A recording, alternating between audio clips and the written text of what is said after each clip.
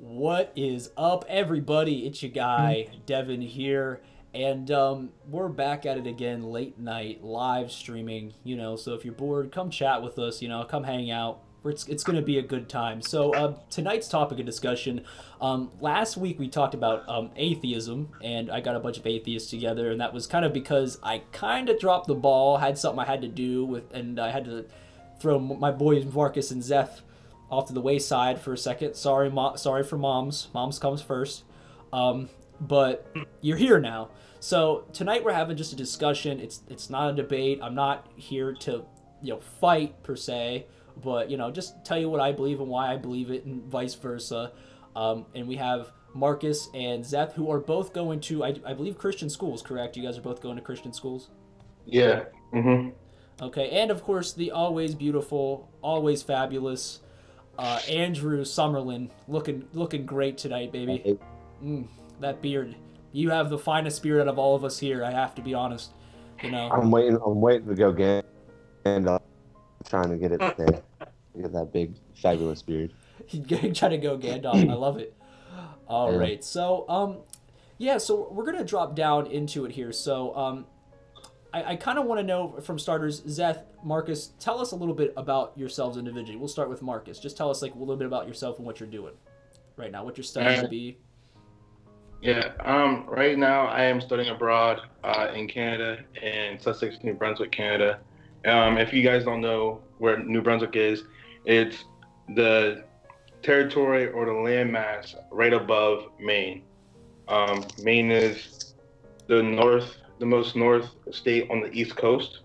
So yeah, I'm studying abroad in Canada. I'm studying to become a youth pastor. I go to school at Kingswood University. It's a small university, maybe 140, 150 students altogether on the campus. And in the program that I am actually attending is called Praxis, which I just go around sharing the gospel with people. We go to Harvest House, which is like an original Salvation Army type of thing. We go to Boaz Ministries, which we help out with refugees and other people who, that they don't really have a thing called a home. And when they come over to the country or to the continent, they don't really have shelter or anything, and we go talk to them and just go hang out with them and just share the gospel with them. We do many other things too. So yeah, All right. in that 2 years, and then I'm going to switch over to youth ministry. Youth ministry. Okay, awesome. So and that's in New Brunswick, which is, you said, above Maine. So it's like kind of the closest to being. You're like very close. It's like basically you're at like borderline. Like you just went to another country, like. Mm-hmm. You're the closest you could probably be to America in another country, kind of, in a way, right? Yeah. Okay, I got you. All right. Now, my boy Zeth, go ahead and tell us a little bit about yourself. What are you doing? Right now, I'm studying youth ministry, just as Marcus is, in a place called Philadelphia Master's Commission. I live in Bensalem, PA, which is 10 minutes out from the Center City, Philadelphia area. I currently reside in Northeast Philadelphia, and what we do here is I'm a part of a church that runs an academy program for kids from preschool up to third grade, and then from there on there's a course for them to be homeschooled up to where they graduate, and then after they graduate they can also have a chance to come into Master's Commission. And what Master's Commission is it's a way for people who feel a call into ministry to come here and learn hands-on ministry instead of sitting inside of a classroom listening to professors all the time and having all kinds of crazy homework about to do. What you do here is you get specific hand-on ministry with sort of all. Not to interrupt. Gentlemen. It's not to interrupt. Yeah, you're fine. It's like the tech school of religious schools. Yeah, you could. Yeah, it's sort of like a VOTech type thing. Okay. Yeah, so how it works is you do all general ministries. You do evangelism. You travel around a lot. I do chapel with kids. I'm actually on the security team here. Sometimes I work in the cafe. Oof. I'm all over the place around here, really. And this place it's an awesome place. It's an awesome environment to be in because, like, you're loved, and it's a nice place to be. That's all I had. That's pretty much it. That's all That's I had. it. Hey, that's awesome. No, and what was I gonna say? Zeth being a bodyguard does sketch me out just a hair, just because like I feel like Zeth could flip it on like real quick. Like he's so nice looking right now, but like he would just pop up if you did the wrong thing around him. I feel like I'd be scared. Like Zeth would just come down on me like that, like a hammer. I can see him getting angry. Yeah, look at that. Look at his eye. Look at his eye. Look at it. Yeah. He starts staring off at the camera. Okay, that's awesome. So now we're gonna actually get into the atheist Christian discussion here. So it's time to put on our respective hats. Now the reason why we're having this discussion is because it's probably like 2 or 3 weeks ago now, I posted a thing talking about it was a thing about Donald Trump saying that they should have Christian classes and so forth in schools, and I said it was basically, I was like, they should teach the facts about it. They should teach it like it is, or how it should be taught, which is it's a fairy tale. It's it's all based off of a book, basically a book, a fable that was written thousands of years ago by people that didn't have any clue or understanding of what the world really was, or what they were even talking about, because they had such a primitive understanding of the basic concepts that we know today. We have benefited off of those concepts because we have the years and years of information that we've built off of. The pillars of giants, or the shoulders of giants, as Albert Einstein once said. So it got a lot of upheaval, but Marcus and Zeth came in after we had a discussion with our guy James, and and I said, these guys get it, because I was getting a lot of like Christians coming at me trying to fight me, and I was like, we just need to have a discussion about this to understand it, because I don't think you understand my perspective on it. A lot of them thought I was out to get them, or I hated them, or something of that nature. So I think that's where we need to open up the border. And of course Andrew's going to help me today, so I'm not doing all the talking, because no one wants to hear me talk forever and ever. I mean, God, my voice sounds like a 12-year-old boy ran into a razor factory. So now I had you guys, before we had this conversation, Zeth, Marcus, to prepare some questions for me and Andrew. So go ahead and hit us with one of them if you could. Go ahead, Mark. You can go first, bro. So when you guys hear about Jesus, God, making the earth, and do you guys believe that the earth was made from a single cell? Or do you guys believe something came before and the earth was already here? Okay. What's your guys' response, or what is your guys' thoughts and opinions on that? So where are we talking about abiogenesis, where life came from, like where me and Andrew think life came from? Yeah. Okay. Well, if we're talking about life, or are we talking about he's not talking about the universe. He's talking specifically about life, from what I understand. Is that right? Specifically about life. It's not about the rest of the universe, just life. Okay. Yeah. Well, from my perspective, I'm not going to speak for Andrew. My perspective is that, life came from self-replicating molecules, from what would probably be, they say the primordial soup, but I don't think that's quite right.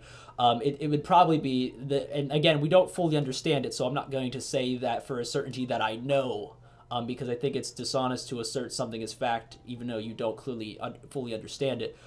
But it would come from chemicals, and we would get these first simple self-replicating molecules, which would be RNA, and then once we had RNA, that RNA would replicate itself, creating DNA, and from DNA we had the basic building blocks of life, and then it would eventually, those molecules would keep going and going, and we would get simple cells, and eventually end up with everything alive that you see here today over the course of millions of years.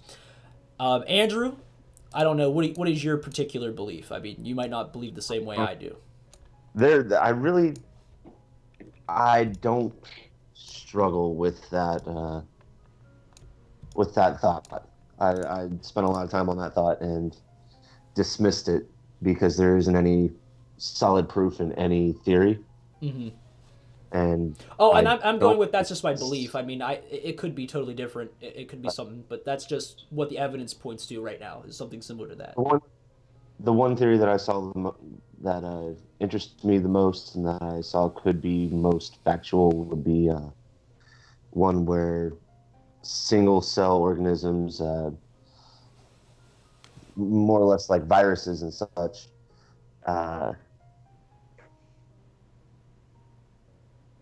were animated via lightning strikes, like deep sea single cells. But I'm not. What? No, no. Then if that's the case, then your theory is a little bit similar to mine because it implies there's some kind of power that jolts life, or there. It doesn't have to be the lightning strike, but yeah, go ahead. But yeah, it's pretty much similar. But like I said, that's a question that I don't bother really. Yeah, I mean because there's no factual backing to any this or that about it. Yeah, the real evidence is that we're here, and like all we can tell is why we're here to the best of our ability. Like I mean, we can ask questions, which of course it's always good, but I mean we're here. Right, until somebody much smarter than me comes by and shows me evidence of one way or another. Yeah. I don't see me wasting my life trying to figure out. Yeah, that's why you have scientists. That one. Right, yeah, and I'm definitely not one of them. Yeah. So go ahead, Mark. Yeah. So do you guys have like another device, or do you guys have like your phone nearby? Yeah. I got my phone's across the room, and I am too lazy to go grab it this current moment. But go ahead, explain to me what you want to say. Okay. So I pulled up a verse in the Bible. It's actually I did a sermon on this actually when I was back home. It's in Genesis 1. It's actually the first book of the Bible in the Old Testament. And it says, in the beginning... Before you get to reading that, can you actually fully cite me the verse? Genesis 1, and I'm just going to read...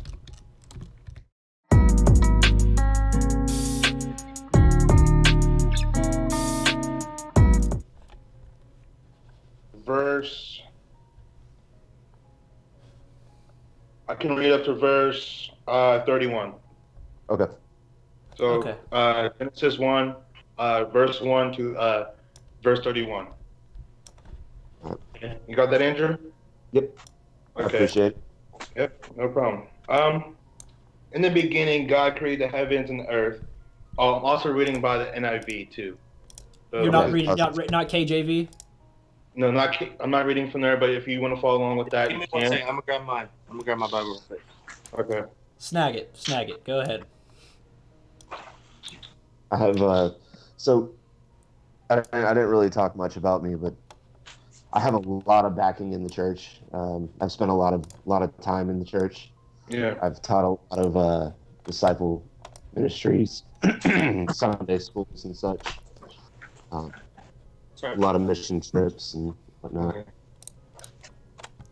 So you said the NIV, right? Yeah, NIV. Okay.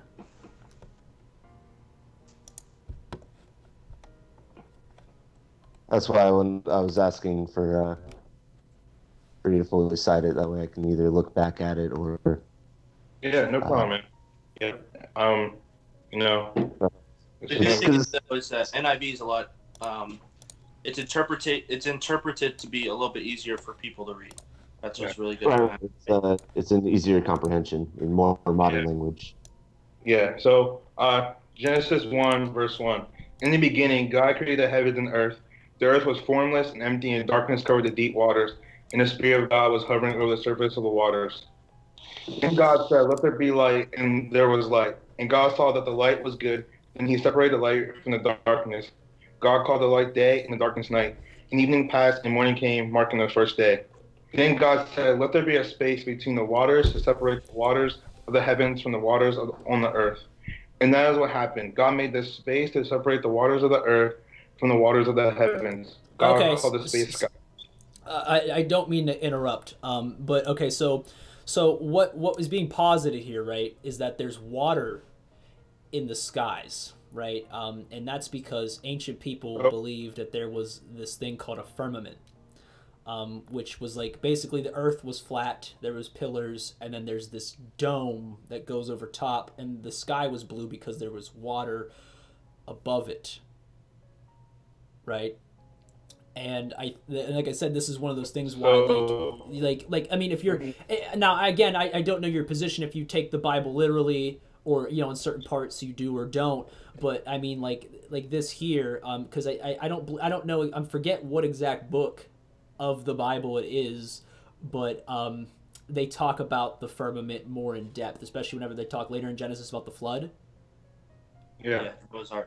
Yeah. When they talk about it, they talk about the firmament because water. They opened the floodgates, so to speak, that were in the firmament, and let the water down. So these things are very interesting. But what I was trying to make the point here though is that you have this thing that we can demonstrably prove that there is no firmament in the sky. The sky above us is stars and distant galaxies, and they're I mean, the universe is literally, I mean, almost infinitely huge. It's finite, but it's so huge, it's unimaginable.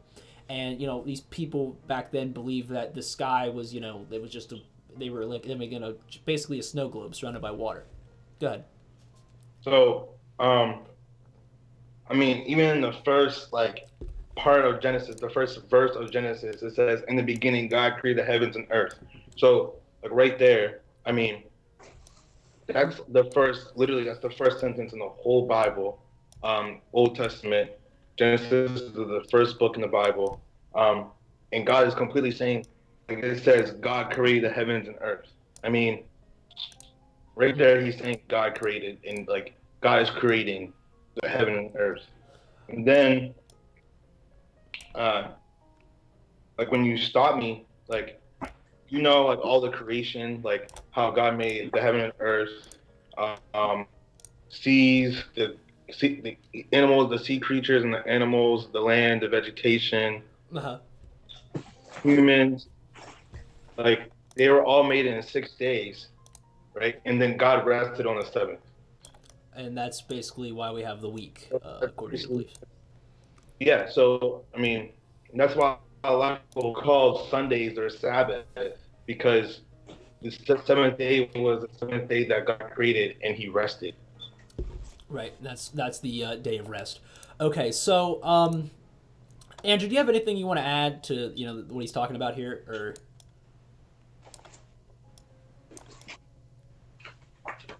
Drew, you there? Yeah, I'm here. I'm thinking about what I would like to say on that. Okay. I'm gonna go with no comment for right now. I have something. Just give me a second here. I need to look for. I have notes that I specifically took when we talked about creation. Mm-hmm. Let me find them real quick. So yeah, go ahead, and then I'm gonna. While you're doing that, Zeth, I'm gonna say what I want to say. So, okay.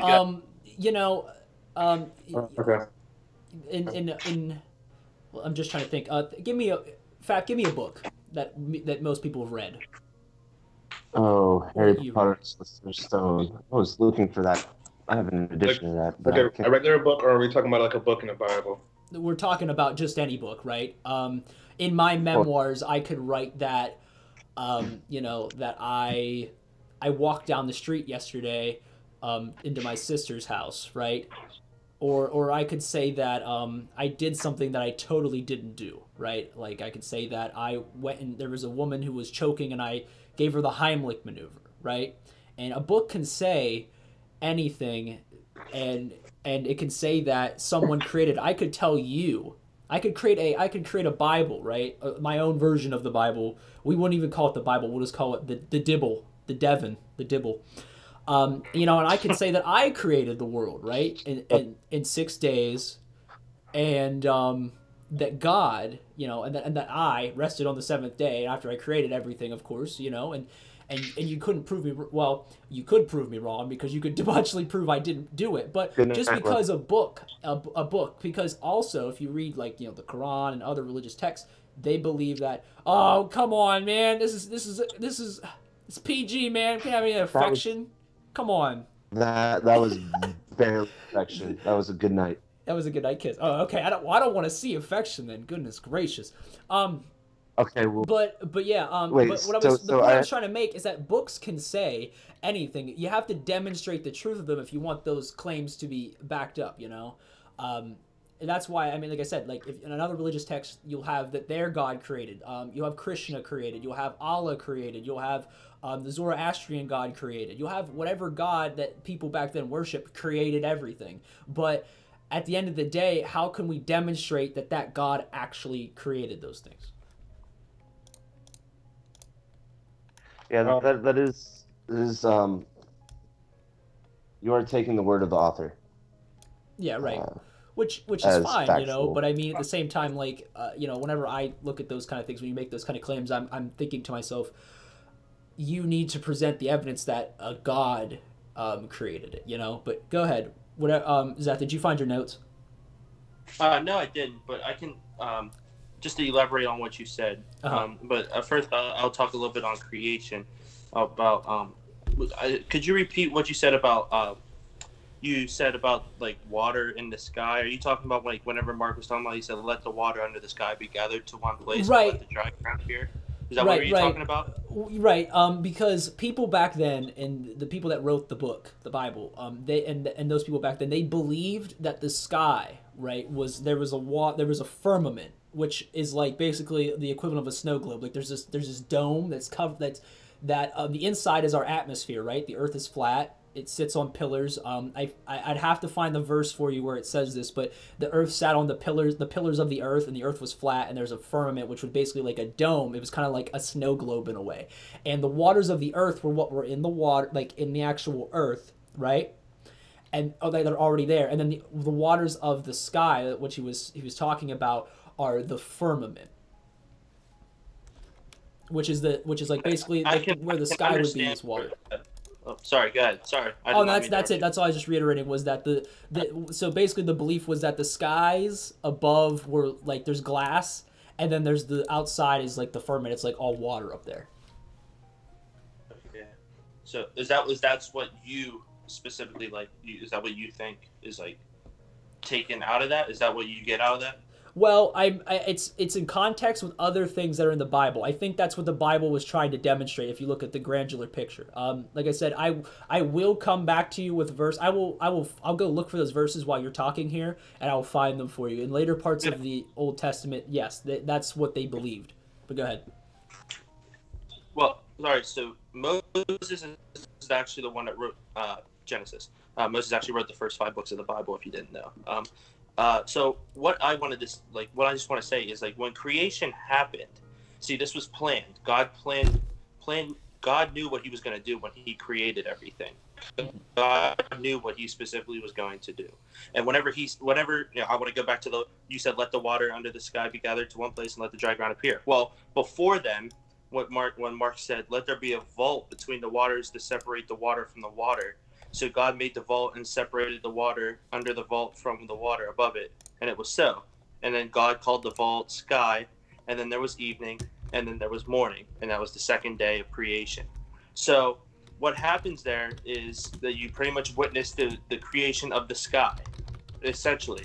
And that's where, like, if you really think about it, like rain, for example, you know what I mean? Rain, whenever we, like, the water cycle type stuff and all that, the water, like, evaporates, and then precipitation and all that.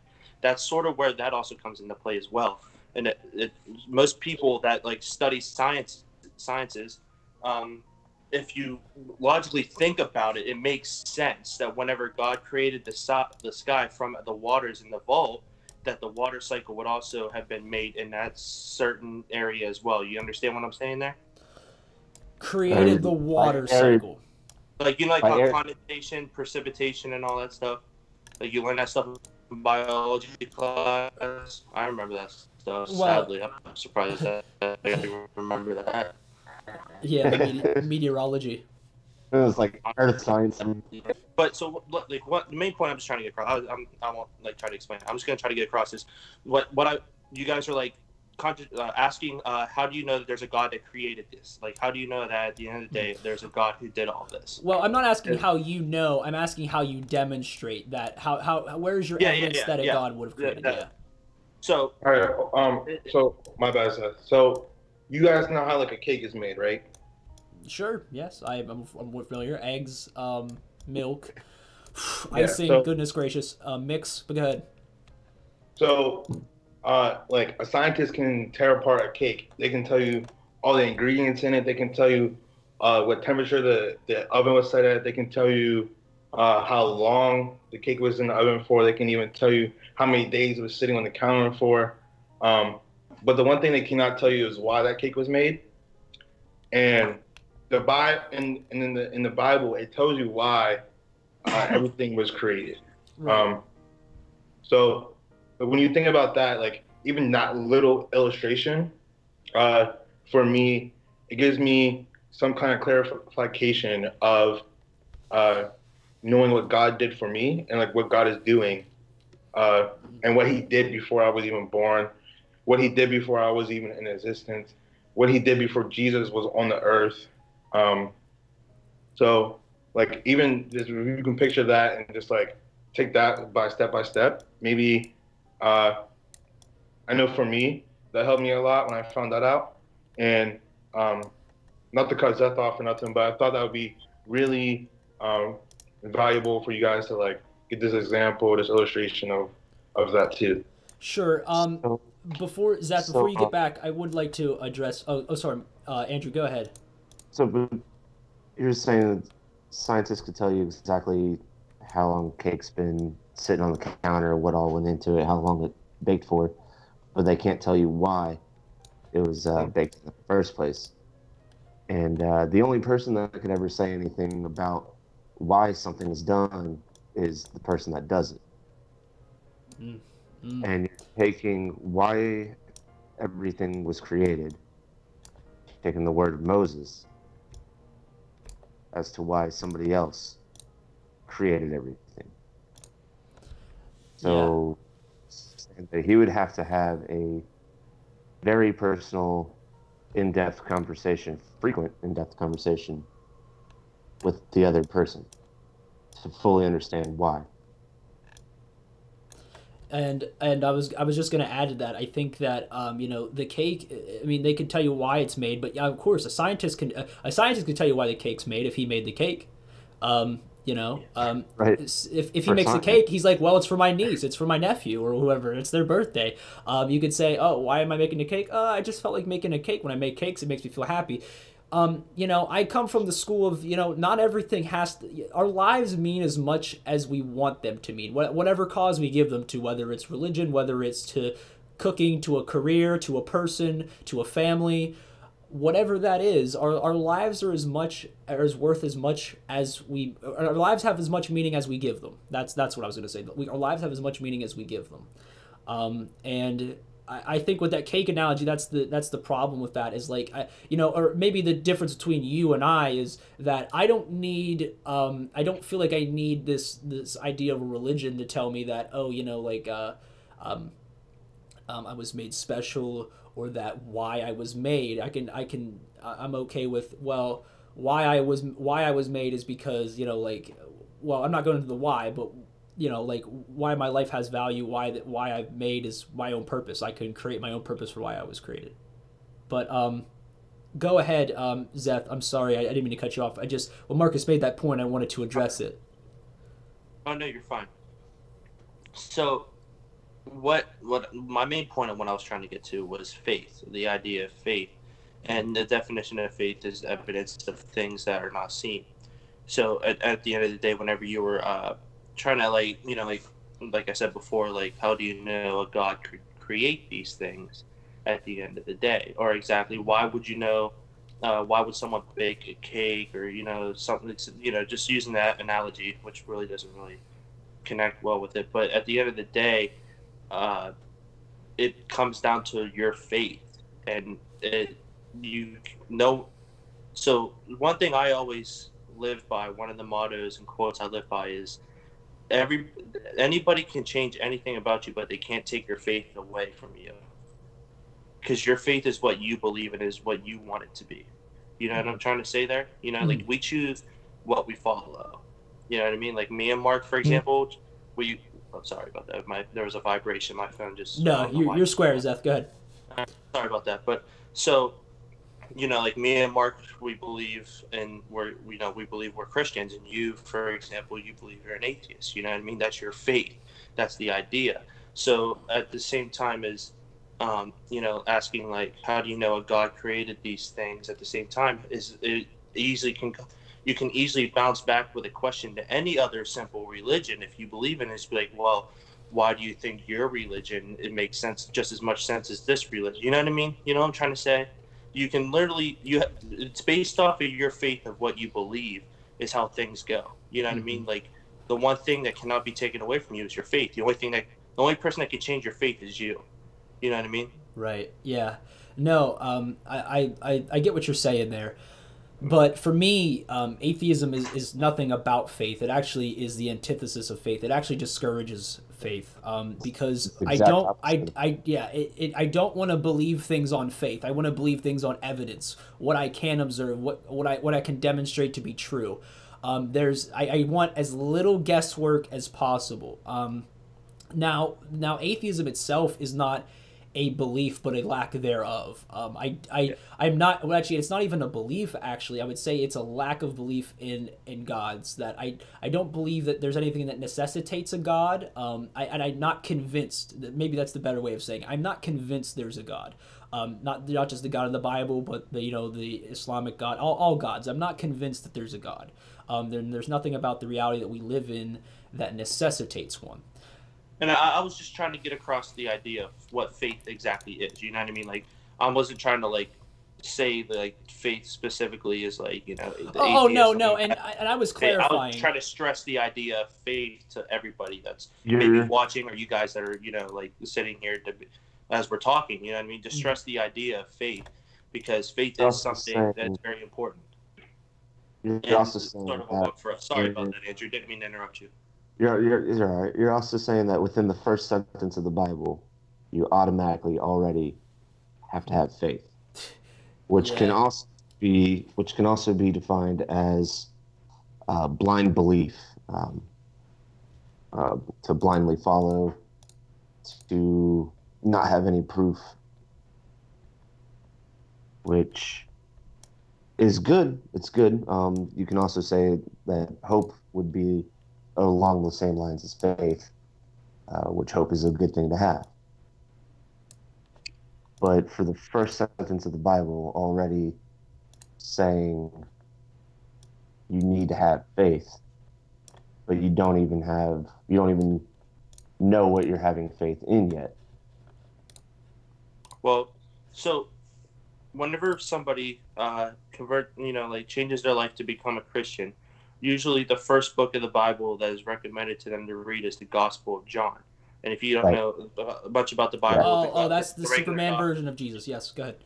So like the normal Yeah, Gospels, Keanu Matthew, Reeves. Mark, Luke, and John. Those are the main the main Gospels that you're supposed to read, because those tell the life of the life of Jesus and the resurrection of Jesus. And so it's not even the first verse of the Bible that you're supposed to know about Jesus before you even read the beginning of the Bible. Does that make sense? Like, you know what you're supposed to have faith in because Jesus came. Now, back then, for these people to read this stuff, Jesus hadn't come yet. You know what I mean? Right, they're all The people in the Judaism. Old Testament look forward to the coming of Jesus, while the people in the New Testament, after Jesus has come, we look back at the cross to recognize what Jesus did for us and died for our sins. And that's where our faith comes in from. Our faith and our symbol is the cross, because the cross is our way of life. And Jesus calls us to bear our own crosses. Okay, and if you were to jump from Genesis to John, I was just jumping to the Gospels, I wasn't trying to.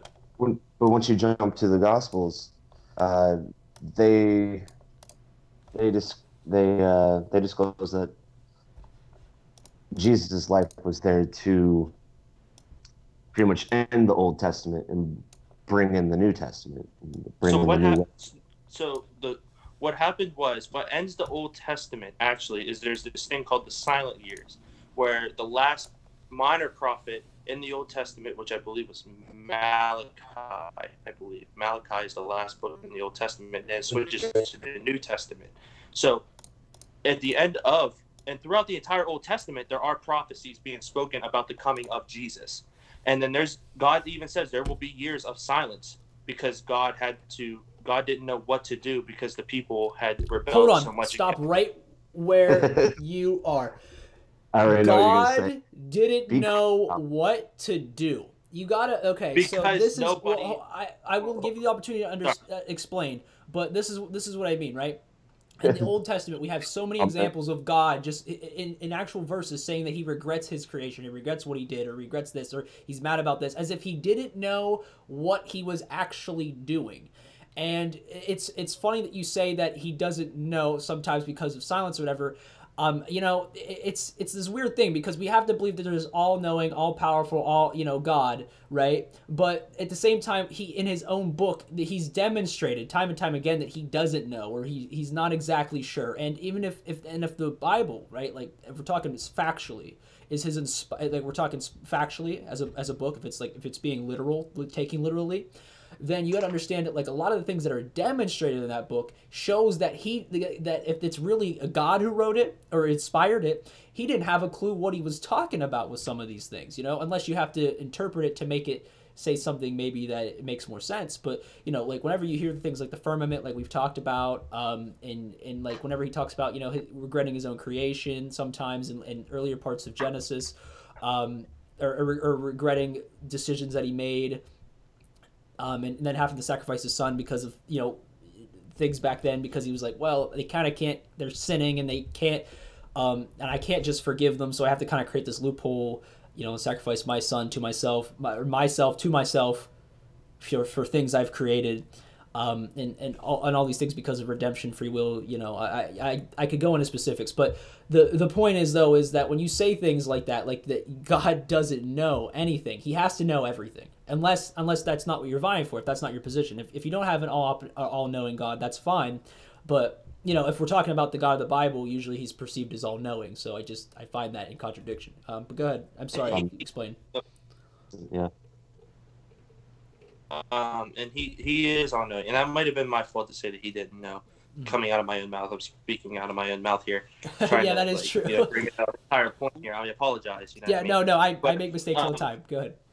I understand it's a lot to grasp, a lot to concept, and a lot to form into cohesive sentences, especially under pressure of actually talking to somebody and not just thinking about it. So I understand where faults will happen. I'm sure I will come to say in in a little bit. Yeah, go ahead, Zeth. Sorry. I can't remember where I was at. I was at let's talk about the silent years. And during those silent years, what happened in Malachi is us being created by God intended us to worship him. You know what I mean? And but what God did was he gave us free will. And what happened is we took our own free will. And Satan had come, and if you read further into Genesis, I think it's chapter 2 and 3, but if you read the story of Adam and Eve, that Satan comes into the garden and convinces Eve to eat from the tree. And you guys probably know this story, so I don't have to explain the full-on story, right? Yeah, you don't have to full the story, but I get the story. Yes, good. Yeah. We talked about it last week. Yeah. Out of our own free will, we brought sin into the world. God never intended sin to come into the world. Mm-hmm. So and that's just me trying to back up what I was talking about with Malachi. Mm-hmm. So what happened was sin came into the world, and God has his chosen people, which are the Israelites. And what happens is there seems to be like this on and off run with their faith, where, for example, everybody in the Israelites turns their back on God, but Moses, in the situation at the Red Sea, the splitting of the Red Sea, everyone started to blame Moses for the issues that were coming upon, and they actually said, why didn't we just stay in Egypt? We'd rather have died slaves in Egypt than to die here in the desert. And what happens is Moses turns his eyes and his attention to God, and God delivers them out of the situation that they're in. So you get this huge miracle that happens in Exodus with the splitting of the Red Sea, and they still somehow in their own free will turn on God. And then God sends prophets to remind us over and over and over again. He does in the Old Testament, as you can see. There's a lot of them. There's Hosea, Malachi, Daniel. There's a whole bunch of prophets that are sent. And then it comes to a point where God's like, okay, there's going to be a time that's called the silent years where there will be no kings.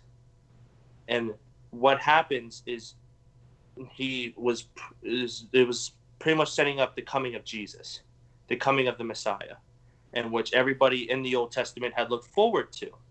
And there's actually a lot of prophecies in the Old Testament that refer to the coming of Jesus.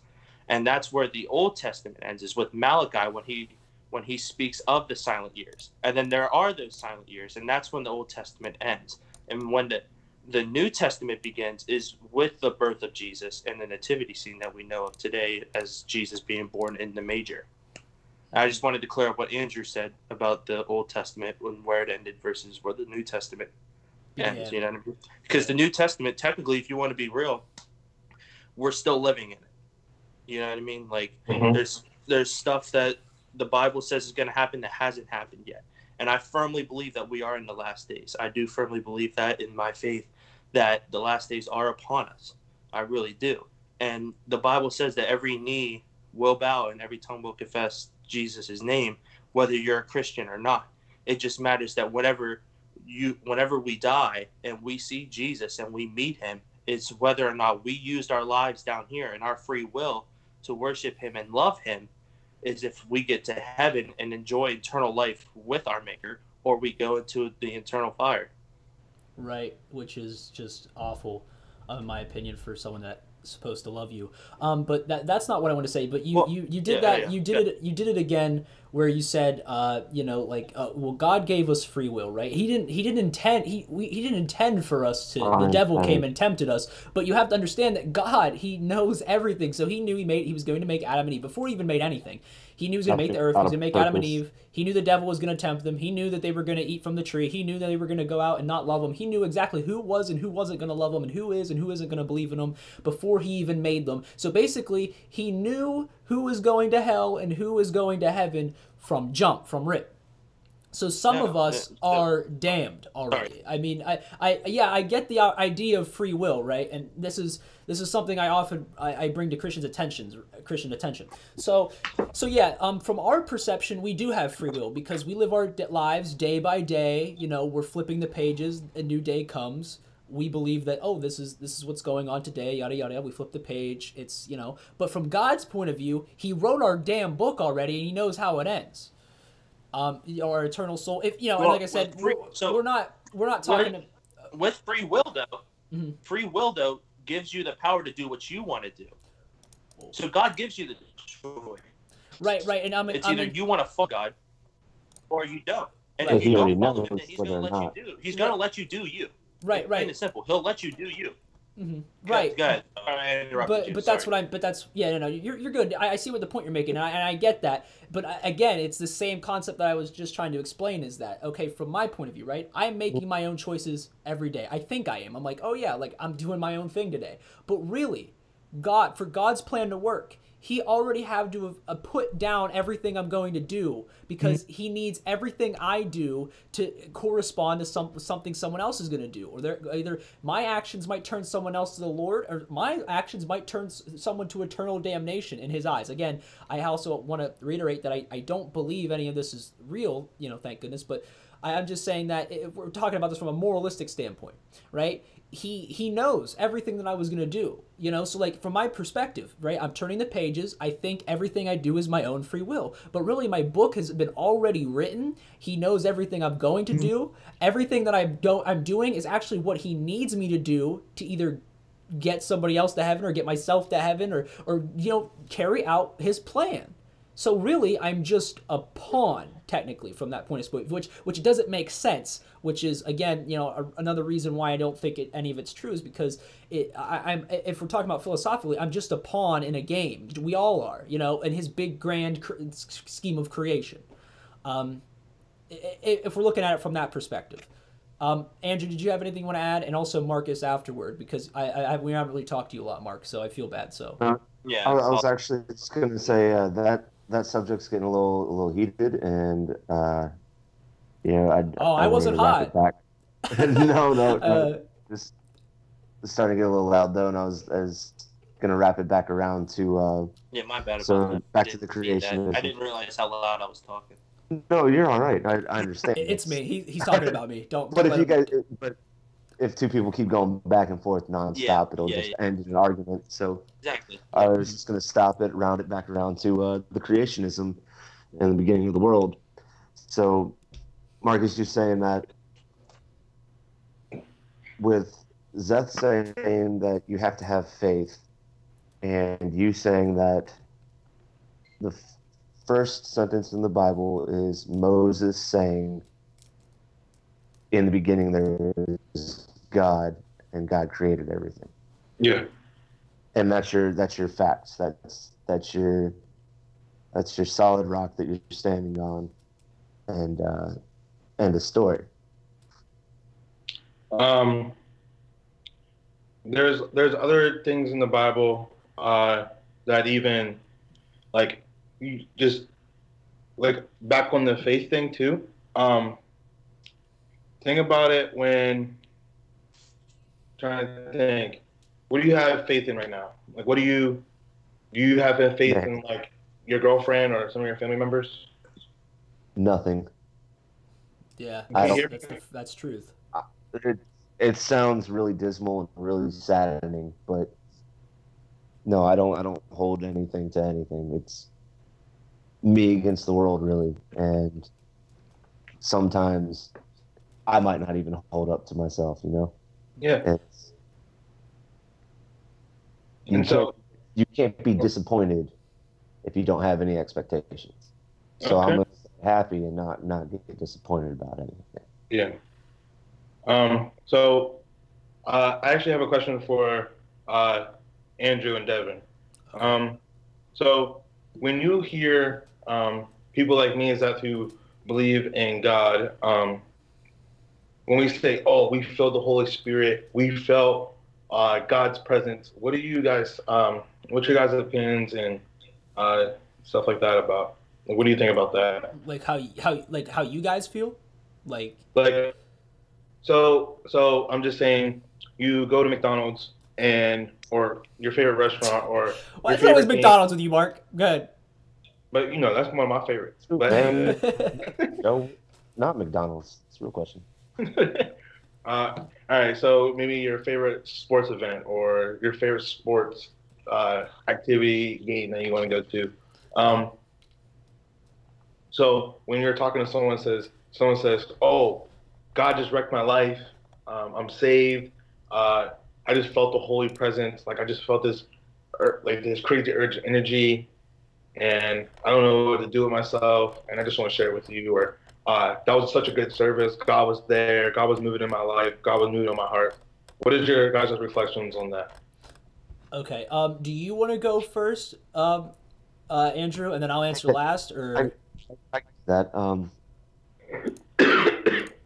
endorphins, dopamine, serotonin, brain chemicals that I lack a lot of. But everybody's brains produces those chemicals at different rates for different events, causing different emotions.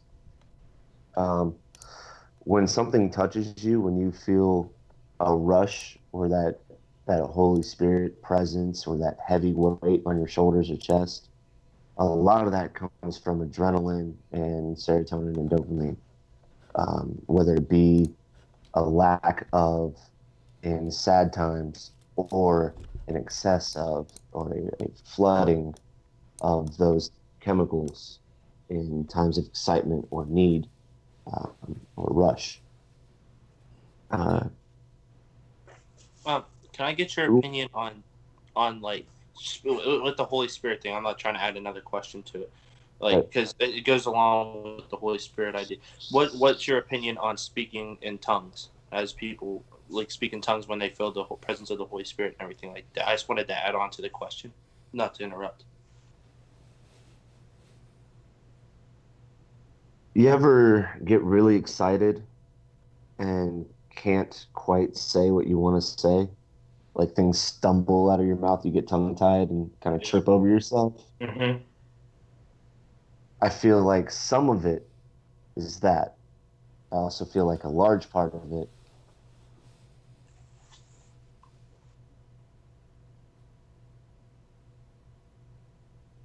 trying to think of a polite way to put it It's okay, because I won't say it politely, but go ahead.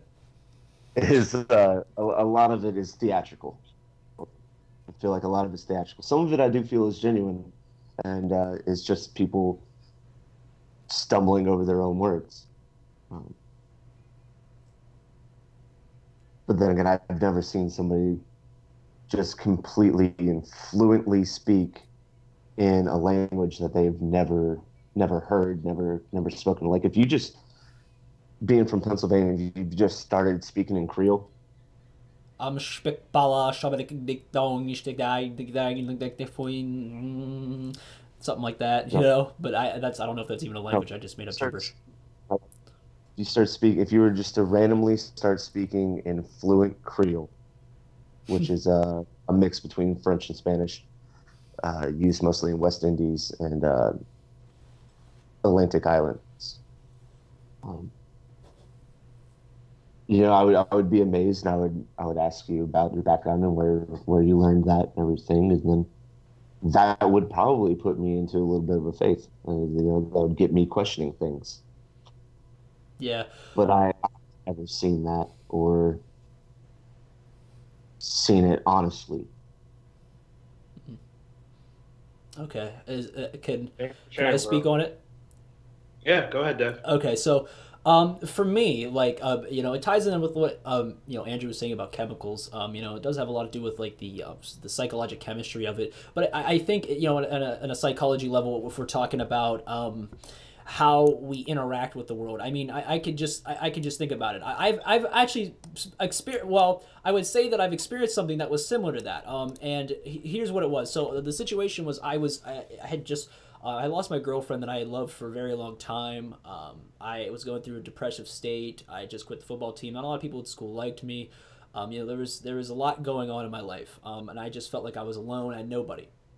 Well, one day I was going to I was been in this church group for a long time, and I was kind of like I basically started becoming like a youth leader there after a while, but it was the crossroad in Williamsburg, and a buddy of mine, Dakota, he prayed for me, and like because and it just overwhelmed me, right? Because he put his hand on me, prayed for me, and he's like, I hope you heal this man, and help him, blah blah blah, and I walked out of that, and I just felt so great. I felt so happy. I felt, what I mean, and that for what I would assume would be what you guys see as the Holy Spirit, and at that time, I took it as that, but when I think back on it, I was in such a low point that anybody just showing me any compassion whatsoever, I probably would have fell over, even if they weren't praying for God, even if they weren't praying for anything. It was such a point where I was like, if someone just said to me, man, hey, I love what you're doing, man, I'm here for you. It was at a time where like my mom, like, I mean, I love her to death, like she was telling me like I didn't, because I was going through panic anxiety disorder. She was telling me like the things I weren't experiencing weren't real, and I'd go to the doctor I'd go to the doctor sometimes twice, 3 times a week, and they would tell me that there's nothing wrong with me. And oh hey, Dakota, I love how you showed up right when I was talking about this. Anyway, so yeah, so and I was going in, but I mean I was at that point where literally anything anybody said to me could have toppled me over, and I don't think that was what it was. And but to go into it though, I think it's the theatrics of it though, and I don't mean by and like to say that like you guys are like like actors or con artists or anything, because I genuinely, because like I did at the time, I genuinely believe what you believe, but the problem is it's a self-deludedness where we delude ourselves into something, thinking something's there when it's not. I've been in many relationships, for instance, where you're with somebody and you think it's going so swell and great, but really you're so blind to all the things that might be behind the corner. What is the reality is, and that reality is maybe that person maybe is not as so much into you as you think, or or you make friends with somebody and you think that you're getting something out of it more than you are, and they really don't care about you as much. It's in that same self-deluded manner where we think we're somewhere else but we're not, or we think we believe in something but we but it's not really there. It's not the actual explanation for something. So I don't think like per se you and I are acting. And to talk about tongues, this is just to wrap this up. To talk about tongues, when someone's speaking in tongues, I kind of relate it to the same way like people get giddy whenever like they're excited about something, or they feel that genuine compassion. I mean, like you shriek, you eek, you make noise, you make sound effects, whether it's it's you got a 7-kill streak in Call of Duty, or whether your mom bought you a new car. Zach just smiles at me. I think yeah, what Zach, are you saying 7-kill streak isn't good enough? You think what, you done what, 13 14? Yeah. No, Okay. when you get to 25 and you get the nuke, then we can keep. Oh, as he chugs the water. Oh, All right, man. Kermit. Oh, you get like the that Kermit meme, but you have a big jug of water instead. Yeah, no. Yeah, but that's what I believe about it anyway. From my perspective. Yeah. Thank you guys for sharing. And yeah, and back to like the dopamine. Man, I honestly, before recently, probably like the last 3 years, well, actually the last 2 years, when I really got serious about my faith and like being called a Christian and just being more public about being called a Christian, I felt the same way. I felt these guys were like, oh, these guys are just show offs. I felt like a lot of people were just getting the popularity of it. But then actually when God changed my heart, and when I mean God changed my heart and came into my heart, like, no lie, like, I just started busting out in tears. And maybe you guys had the same experience. Yes.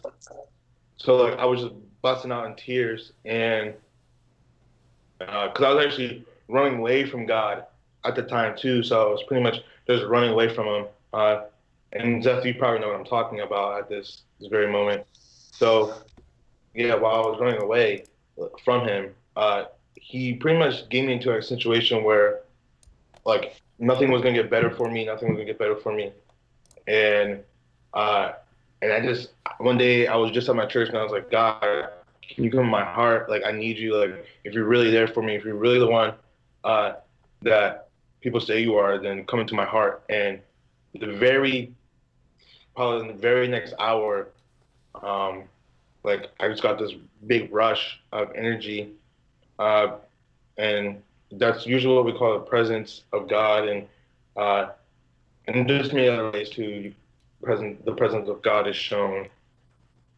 But I just seen a lot of behaviors. I'd stop doing what I was doing. I would want to read my Bible more. I would get closer to Him, because at the end of the day, for me, God isn't like my earthly father. God, I mean, yes, we might have a lot of questions, and God doesn't always answer them. But either there's our earthly father, but the thing I love about God is, I mean, we have to put the same effort into Him for Him to help us out too. Because it's kind of like you remember in your high or you in elementary school where people are meet their friend, but they're like, hey, you got $1 I can have? And that's the only time they're going to call you your friend, right? Mm-hmm. Yeah, no, I get you. I have tons of those. Yeah. Go ahead. So, I mean, and that's how sometimes some people use God. We ask Him for that $1 and then we're done. You pretty much just put Him in His box. And, I mean, at the end of the day, no one wants to be treated like that. And God definitely does not treat us like that.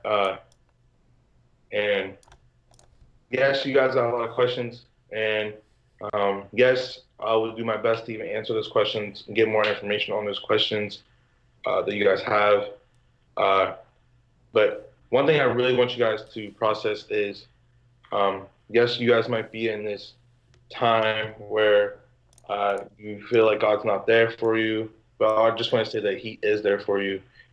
This is what me and Zeth are familiar with, because there's been times with our Christian walk where we actually been in the same shoes as you, where we didn't believe there was a God. We didn't believe people could come up to you and start speaking in tongues. And back to speaking in tongues, the only reason why I say that is those are just spiritual gifts. Uh, and what do you guys what's your guys' opinions on spiritual gifts? Spiritual gifts. Define a spiritual gift. Okay, Right. prophecy, speaking in tongues, discernment, like discernment of like demons, um, and those are just the main ones. But like Zach said earlier, like the one that we're mostly talking about is the spiritual gift of speaking in tongues. Uh, you guys talked about what you guys I, felt about spiritual I already talked about how I feel about tongues. And like I said, even if say like it was some kind of unexplainable feeling, no, God, like scientists couldn't prove it or figure it out. You'd have to figure out how you could show that it was not just it wasn't just the other God, because you'd have to figure out how it was your God, because again, other gods have made claims to that. There, you would be overwhelmed with emotion, and that's it's almost especially most monotheistic religions, it's almost like they all have it. It's very similar. A lot of the Hebrew Middle Eastern religions have that kind of belief. So you'd have to demonstrate that, which is an issue. Oh, you whip out the big sleeves for me, Mark. You showing off the big arms, huh? Ooh, you in the gym, huh? Huh? I'm just Oh man, I love it. Hey, we're having a good time out here, man. We're having some real deep discussions. I appreciate you guys again coming out, but yeah, no, I don't have anything to really say. I don't think that there are spiritual gifts, and this is something I wanted to clarify as well. Is that it's not that I feel like God has forsaken me or God's not there for me, right? Because truthfully, I feel here's how I feel. I feel like if I wanted to, I could go right now and say there's a God, and I could believe in it, and I could, but I don't think the belief in the God is warranted. I don't believe that a belief in a God is necessary, or I don't believe a belief in a God is I don't want to say, what's the word, not warranted, but it's not justified, because there's no evidence for a God, especially a particular monotheistic religion. There could be a God that, like, he doesn't even he created everything, but he doesn't really give a shit about us. He just made everything, and he's like, all right, now I'm off making other stuff in other universes or whatever. Not saying that's the God I believe in, because I don't Way have cooler one. than you. Yeah, I'm aliens not are making aliens way cooler than you. why would what was that? You talking about the Bo Burnham song? Fat. Yeah. Yeah. Yeah. He's like, why would I draw the line at the freaking deli aisle? Spiritual gifts. I don't believe that there are spiritual gifts. You know, prophecies are. Well, there's been a lot of prophecies. And I've lived through a few world endings already. Y2K, and when was the Mayan calendar? 2012. It was well they got it wrong the first time. They said it was going to be in May, but it didn't come to. No, it was going to be December 21st, but it didn't come. And they said, oh wait, no, it's actually May 5th or something, and it still didn't end then. Due to time thing, yeah. Well,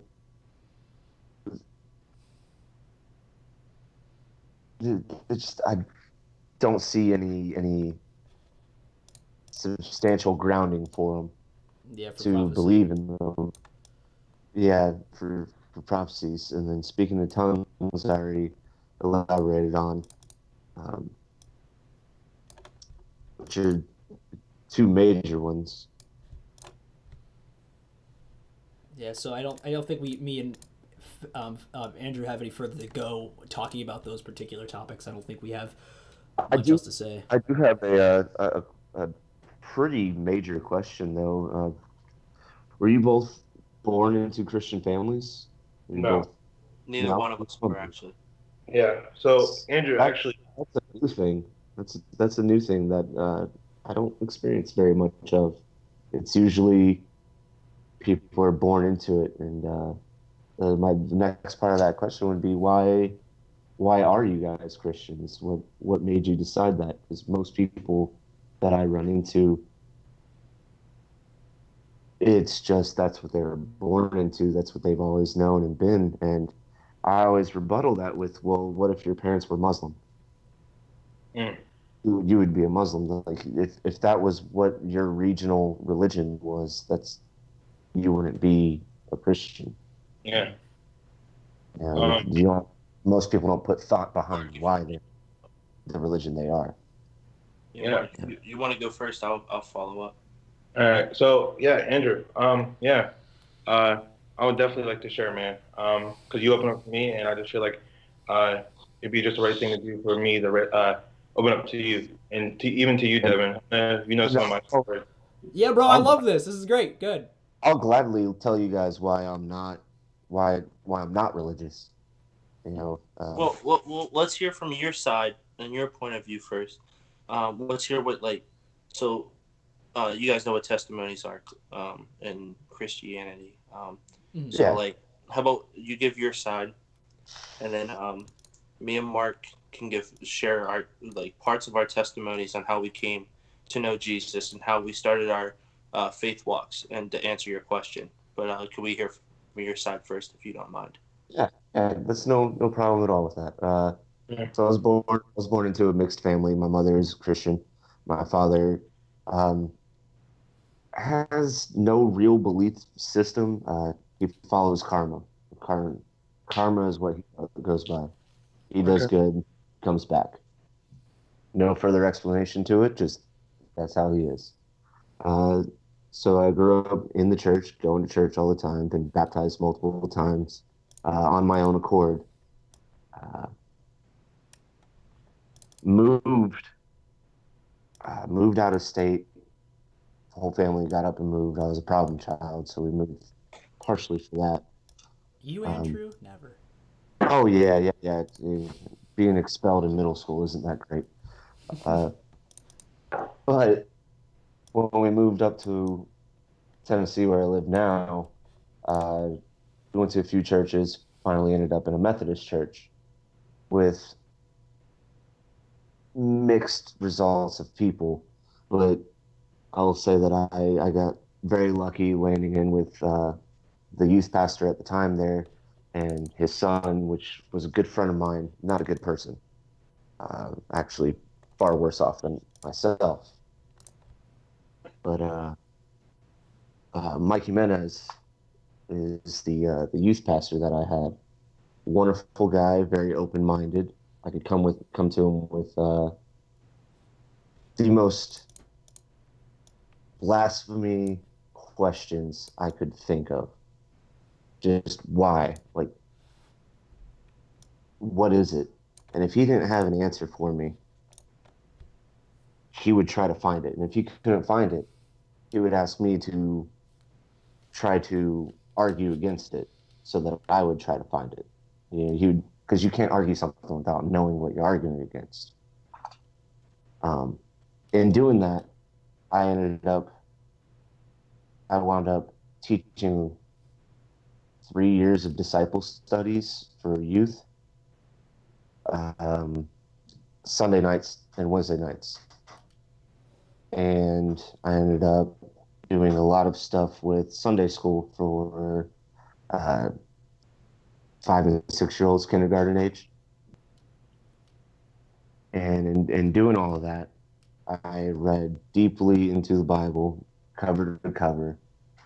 Uh, I used a few different companies and a few different publishers for um, interpretation notes and kind of like Bible workbooks. Mhm.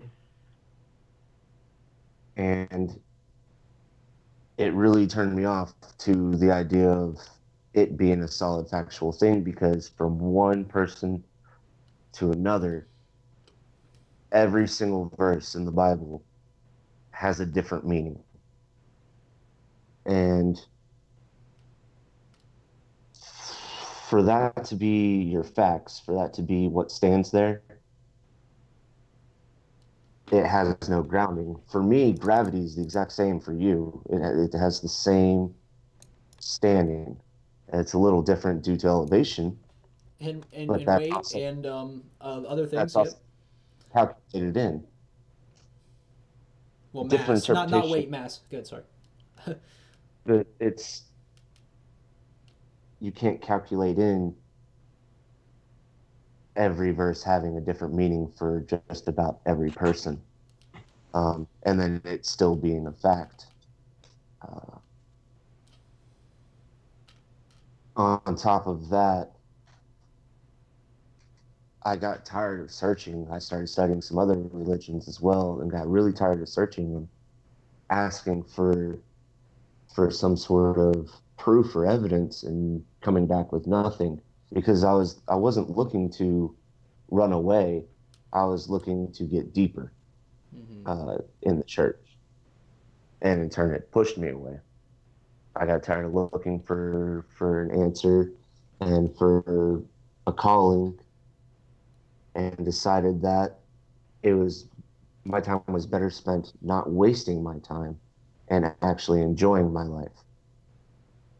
Um, on top of that, in doing that, and in openly asking questions and openly searching through other religions as well as Christianity, I saw the real people in the churches, because I went to a couple of different churches. I saw the real people that are really there, not the people that are dressed up and there for their sermon. And it wasn't pretty. Uh, Very hypocritical and very nasty people. And that's not what I wanted to be around. Okay, so I don't know if I want to go next or if I want to obfuscate off to Marcus, and then we can come back to me, or come to Zeth and then come back to me just to break it up. What do you guys think? Yeah, I can go next. All right, let's go, Mark. Yeah, so yeah, Andrew, man, yeah, thank you again. Really appreciate that. Uh, so my family background is I was living under the poverty line for majority of my life. I remember nights where I would only have a bag of popcorn. I mean, just for lunch, I mean breakfast, lunch, and dinner, and even a snack if you really want to call it that. So I really understand when people say, "Oh, I was under the poverty line." Like I really do understand that. My dad was never around, and my mom actually started dating this guy when I was in second grade, which started beating up on her, and that has been so recent. So that's probably like 10, 11 years of that. And also, like when you say blasphemy, like I remember, you probably remember this too. I was actually at my youth group, and my cousin came with me to youth group one time, and there was a worship song, and I just went down and I was just like mocking God, pretty much. Like wasn't doing it for him or me. I was doing it because someone dared me to do it, and they were giving me money for it. So I was just being selfish. I just wanted the money on that. Also, too, like I said before, my dad was never around. I was pretty much raised by women until my sister actually got her boyfriend, which is her husband today, which is like my father figure, and he's like a big brother plus my father figure. So yeah, and that too. And then I got to learn more just with my youth group and my other youth group. And there was actually a point in time where I actually started believing in demons. I mean, my own mom in 10th grade called me a devil, and I was just super angry, and I just really wanted to hurt myself. I like never cut it, but I wanted to hurt myself some kind of way. So I got sent to a psych ward, pretty much. I was there for 2 weeks over like Thanksgiving, around that time. It was very tough in there, being only in 10th grade and witnessing someone kill themselves, like just suicide and hitting themselves from like the ceiling on the back of in the background of you, Andrew, like something like that, and waking up to that, and all I remember is just praying and like saying, God, like, why am I here? Like, why am I really in this place? And a few weeks, like actually a few days later, actually after that, God sent me home, and like I was on a whole different like high. Like, I wasn't super close with God where I am now, but he was still there. And then right after that, my life started to change again, where I stopped believing in God. I stopped going to youth group. It was to the point where I was saying, I don't believe in Easter. I don't believe in Christmas. This is probably my 11th grade year. I was telling a lot of people, yeah, I don't believe in this. I don't believe in that. And um, and even my witness is right there. My best friend Zeth is actually right there. He can actually witness to that. And so even with that time, people were still pouring into me, still loving me. And I do understand when people say, when you're saying like about hypocrites and you don't want to be around certain people, and you feel like those people are really judgmental. And I mean, that story is a little bit like mine because we knew each other for a very, very, very long time, since we were probably 3 or 4 years old. But in the last 2 years, my pastor, which is my mentor, if you're ever in Altoona, you should go to the church. It's called Overflow Church. But my pastor is actually the same dude who introduced me to the school I'm going to now, and he's actually on the board of trustees, which is like the alumni kind of people. And I mean, there's more to my story, but I just wanted to share something that can relate to you in a way, and even to you too, Devin, because I've been walking. Hold on one sec. I'm having really bad connection issues.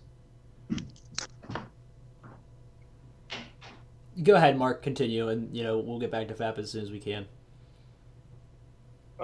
Yeah. So, like I was saying, like I know when you guys say, or when Andrew was saying, like these blasphemy questions, like I actually lived that. I actually understand what that means. I understand that feeling. I understand all the heartbreak. I understand.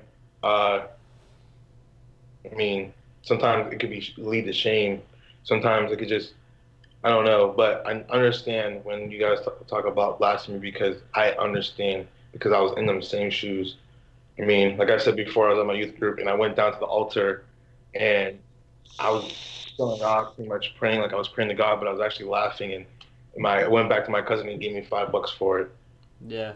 So with that mocking prayer, was it like you going like, "Hey God, what's up?" Like you weren't actually talking to him. You're just being like, "Hey, so like, can I get like the new Jordans and like, No, something like that?"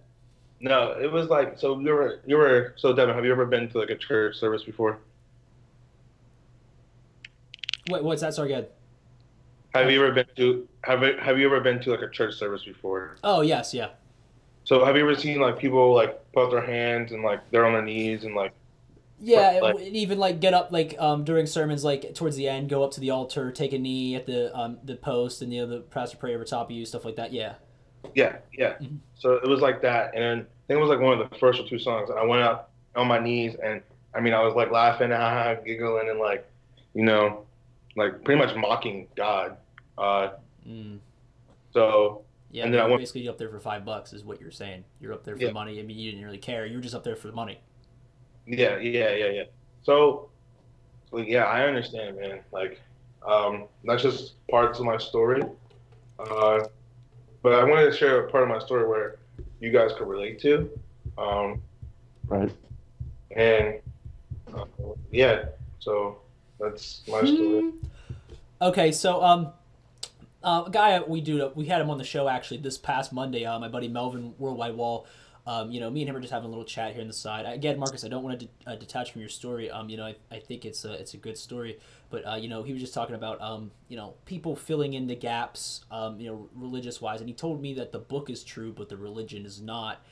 And I don't want to go too deep into it because we've already talked about it. But whenever I hear things like the firmament, Melvin, when I hear things about there's like I said again, there's this like literally it is plain out that there's this firmament, and also that we're supposed to believe that there was this great flood and the earth is 6,000 years old, and everything that we observe in reality goes against that. Then I got to look at your book and tell you that it's a bunch of baloney. I think it's a fairy tale, but. Again, like I said, and I don't think the religion part of it. I think actually the religion part of it's the true part. I think that's the true part of it is the belief and and that that the people do believe in it and so forth. And yeah, obviously because they worship it, that part's true. But what's in the contents of the religion aren't, to me, the contents of the book. But no, Mark, Hey, that's on that though with Melvin, and I don't organized religion is awful. no, I agree. That's the part that drives me away the farthest. Organized religion is horrifyingly bad. Your personal beliefs, though, whatever you believe in, man, more power to you. That's Oh God. if you do for you, for your personal beliefs, not part of the organization. Yeah, not a part of the organization. Yeah, And Fap, you sound like you're on Cybertron. yeah, that's the part that really drives me nuts is uh, trying to fit into that.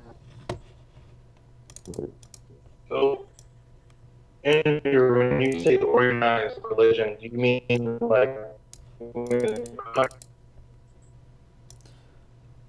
Uh-oh, we're having some issues. Hold Uh-oh. on, you guys. Yeah, everybody's going Cybertron for me.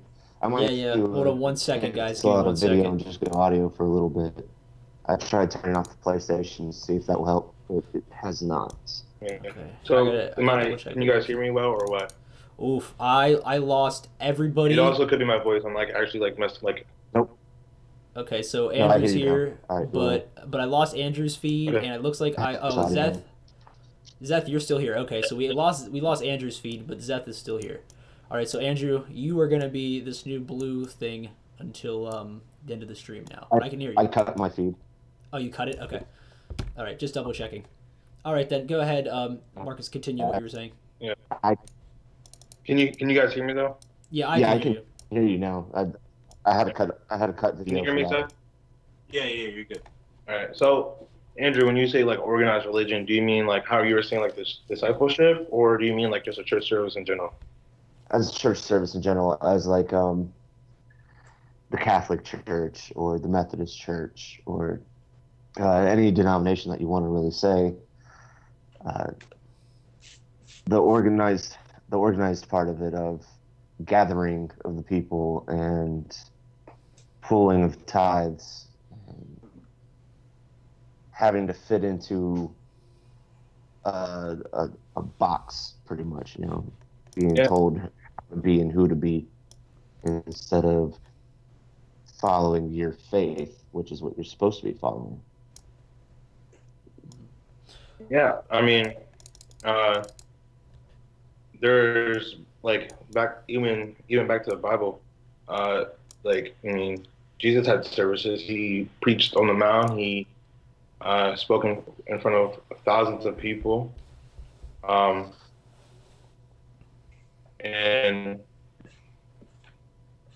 I think that's the reason why we really gather on a Sunday morning, is because Jesus did that, and But one could argue that that would be more of a recruitment than your belief. Yeah, maybe you're trying to well, I think what Fab's coming from is the fact that there are people maybe at the top, right? Whenever you're thinking of an organization, they're like, well, we need to keep spreading this idea of Jesus and his salvation, so it doesn't die. And I think, Right.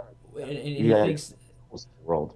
okay, the Bible don't support a 6,000-year-old Earth. Okay, we'll get to you, Melvin. But yeah. What I think he's saying though is like those ideas are.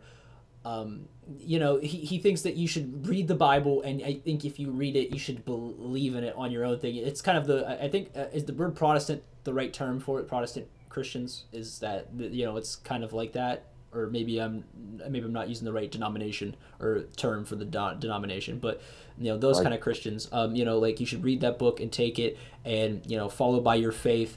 Not because you have to go to church every morning, and not because you have to pay this tithe, and not because you have to spread the word. You just want to spread the word because, not because you're part of an organization or affiliation or whatever, but because this is my faith. I want to share it with people. If they want to believe in it, then you know, I think I actually when I was in a youth group, the guy Dave Cato, I don't know if he's watching, if he's ever seen our show or whatever, if he knows what I'm up to, but you know, one of his things is like be the church. I like that phrase only because it's saying like, you know, like go out and do the good, be the good in the world, you know, instead of being the you know, going to church and donating your money so the church will go do the thing you want them to do. You know, go do it.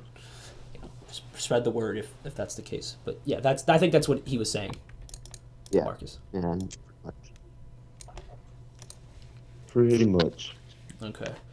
So, I guess it's my turn to tell story time, and then we'll finish off the story time on Zeth.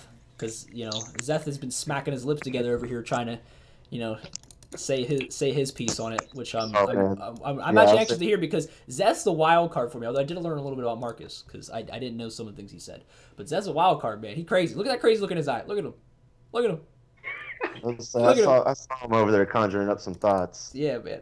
Well, I mean, there's a lot that you said that could be taken as fact, man, for real. Like organized, like some of us as Christians, man, some of us don't do church right. There's churches out there, man, that just aren't doing the things that they should do. You know what I mean? Mm-hmm. And it's heartbreaking to see that we're all supposed to be one church.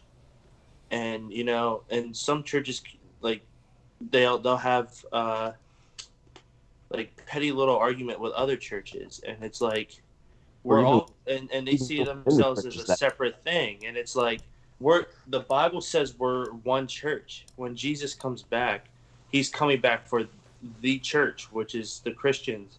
And, I support non-denominational churches a lot, but and the word you were looking for is Pentecost. Pentecostal. Yep, that's it. Okay, yep. Yeah, Pentecostal.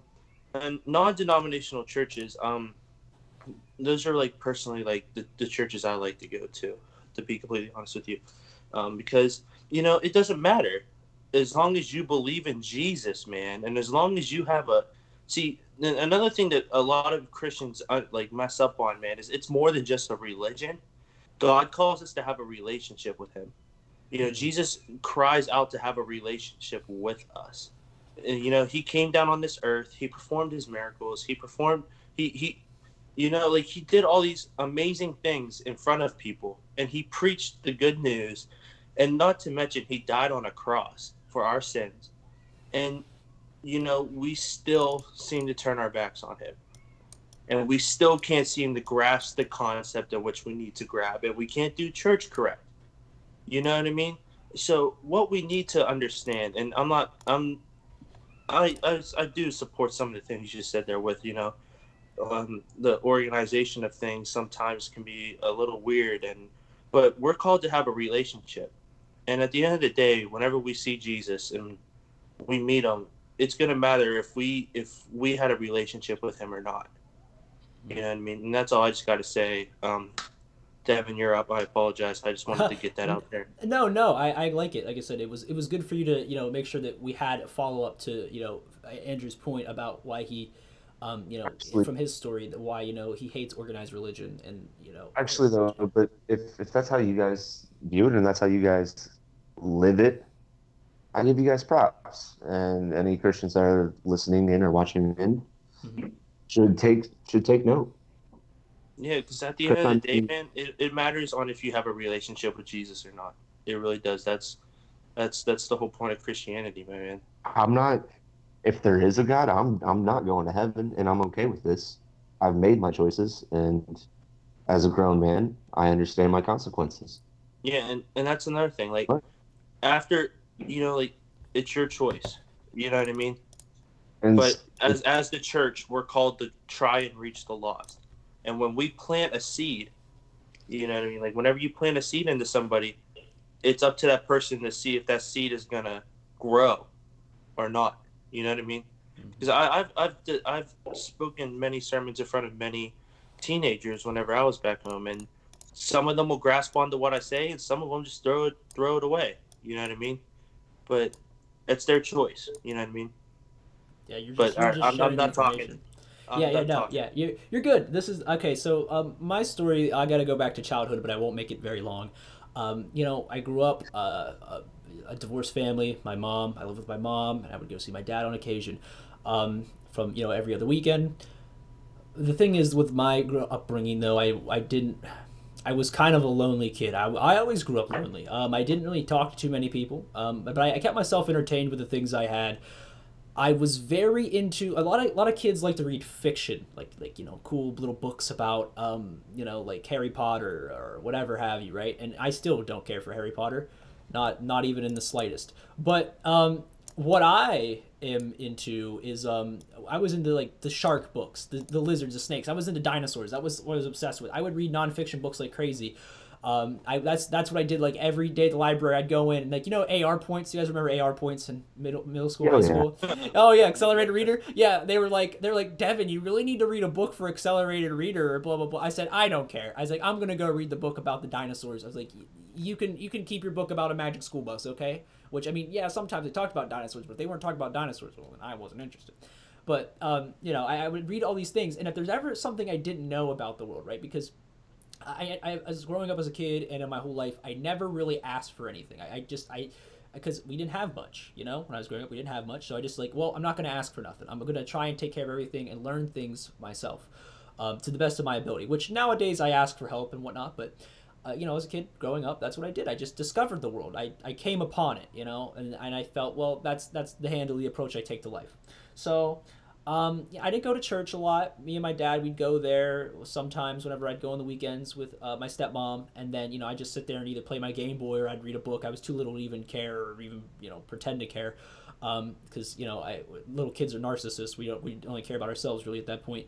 But as I got older, I moved back to Williamsburg. And again, you gotta understand these beliefs I had. And I got pulled in because I moved in this new town. I was meeting new people. I got pulled into a church group. They called the Crossroads in Williamsburg. It was like this basically open youth group, right? And I would come in and like, if Dakota Biddle's still here, which I don't think he is. I think it's our boy Melvin now. But if Dakota was still here, it's Saturday. Well, it's Saturday night. It's now Saturday. He's probably at work. But, you get a test of this. He brought me in. He showed me. We watched these I Am Second videos. You guys familiar with the I Am Second videos? Marcus? Seth, the guys wearing a shirt like Korn and all them saying I am second, right? And at that point, I didn't know what it meant, and I was like, well, I'm second, and I asked for Jesus' forgiveness, and then I'd start going to the youth group, and I'd just go to the Crossroads, and I would sometimes maybe I'd fade out a little bit because I've been there so often it just kind of became like a thing for me, so I didn't want to go back. So then I would go back to it, right? And then I'd leave for a little bit, come back, but I was always keeping my head in there. Well, I had this. I struggled, and like I said, I had that breakup with the girl that I loved a lot. For a lot of reasons, my sister got pregnant at a young age, which put a lot of stress on me from my father, because he wanted me to succeed and he wanted me to go to college because that was like the one thing not to do. Don't get someone pregnant or become pregnant before you're 18, and that happened. I started having panic attacks constantly, I had a lot of problems at school, and I went back to the Crossroads, and again, that's the situation where Dakota prayed for me, and it made me feel, wow, like this is the spirit. And then I started being like, well, I got to really invest in this thing. So I started investing, and I grabbed some people, got events planned. I almost started becoming, I would call myself a youth leader at that point. I was a youth leader for, churches around the area. And the truth is, I've spoken that because I was like, man, I know Jesus, I love Jesus, but I don't know anything else about anything else in the Bible, really. I'd go to churches, and I didn't understand the full concept of the gospel. And one day, this is what happened. As I was going to churches with Dakota and them on Sundays, and we were having, and again, like they would be doing crazy stuff sometimes, crying over the loss of Jesus and his sacrifice and all these kind of things. That I on the other hand, like I couldn't cry. I didn't have the faintest clue of even what to be even crying about. I didn't have that feeling, and there was someone praying over me, and like I was like like I felt weird, and I was like, well, maybe I'm not trying hard enough to believe in this whole God thing. I'm not trying hard enough to believe in this whole Bible thing, and I got to try and find my faith stronger, right? Because I wasn't feeling those emotions. Well, I started reading the Bible from front to back, and by the time I got through Genesis, I think I was basically at that point almost an atheist. I couldn't reconcile some of the things that part of the book had said, and I started asking all these big questions because there's so many things that beginning part. And then whenever I would try and reconcile, like I would ask other Christian friends, they would say, well, you can't take that part literally. But it's like, well, if you can't take that part literally, then you don't even have a New Testament, because the idea of original sin is hogwash. And so if you don't take that literally, then the rest of the Bible you can just basically loosely interpret however you like. So you can't really do that. And there's so many things that I think are morally reprehensible about the God of the Bible that I just sit there and go, wow, I can't like this guy. I hate him. I mean, Yeah. And it's not but it's not a mesotheist thing, because at first that's how it started, was like, man, I don't like this guy, like he's a prick. But then I started researching the things, because I was like, well, this doesn't make sense. Like, I want to know what the proof is for the flood. I want to know what the proof is for everything in the belief in God, right? Like, because I want to believe as many true things as I can. As a kid, again, always researched, always look. If I didn't know something, and I've always been about honesty. It's one of I hold that quality so high. I'm always honest about things. I'm truthful, and I want to present the best information that I have. I want to believe as many right things as I possibly can. And after I did all of the research and compiled it, I realized that there's no good reason to believe. Well, there's a good reason. Sorry, there's a good reason. There's no warranted or justifiable reason to believe that a God is real. And once you realize that, you go, well, then there's probably, the odds are there is definitely most likely no God at all point blank period. Not just this one, but that one. There's the probability is, I mean, there's no evidence that supported that. The same way that if I said there was a magical pixie unicorn, right? Like, say for instance I said that to you guys, there was one. You guys would look at me, like, raise your eyebrows, go, huh? And you would say, well, I need some evidence that, if you're going to tell me, you'd probably say, prove it. Prove me there's a magical pixie unicorn, right? Because most people are going to look at me and say, well, yeah, Devil, well, you believe in your magical pixie unicorn, but there's not enough evidence to support the claim. And until that there's evidence to support it, I'm not convinced that one exists, which is kind of a good thing, in my opinion. But, I mean, that's how I got to where I am now.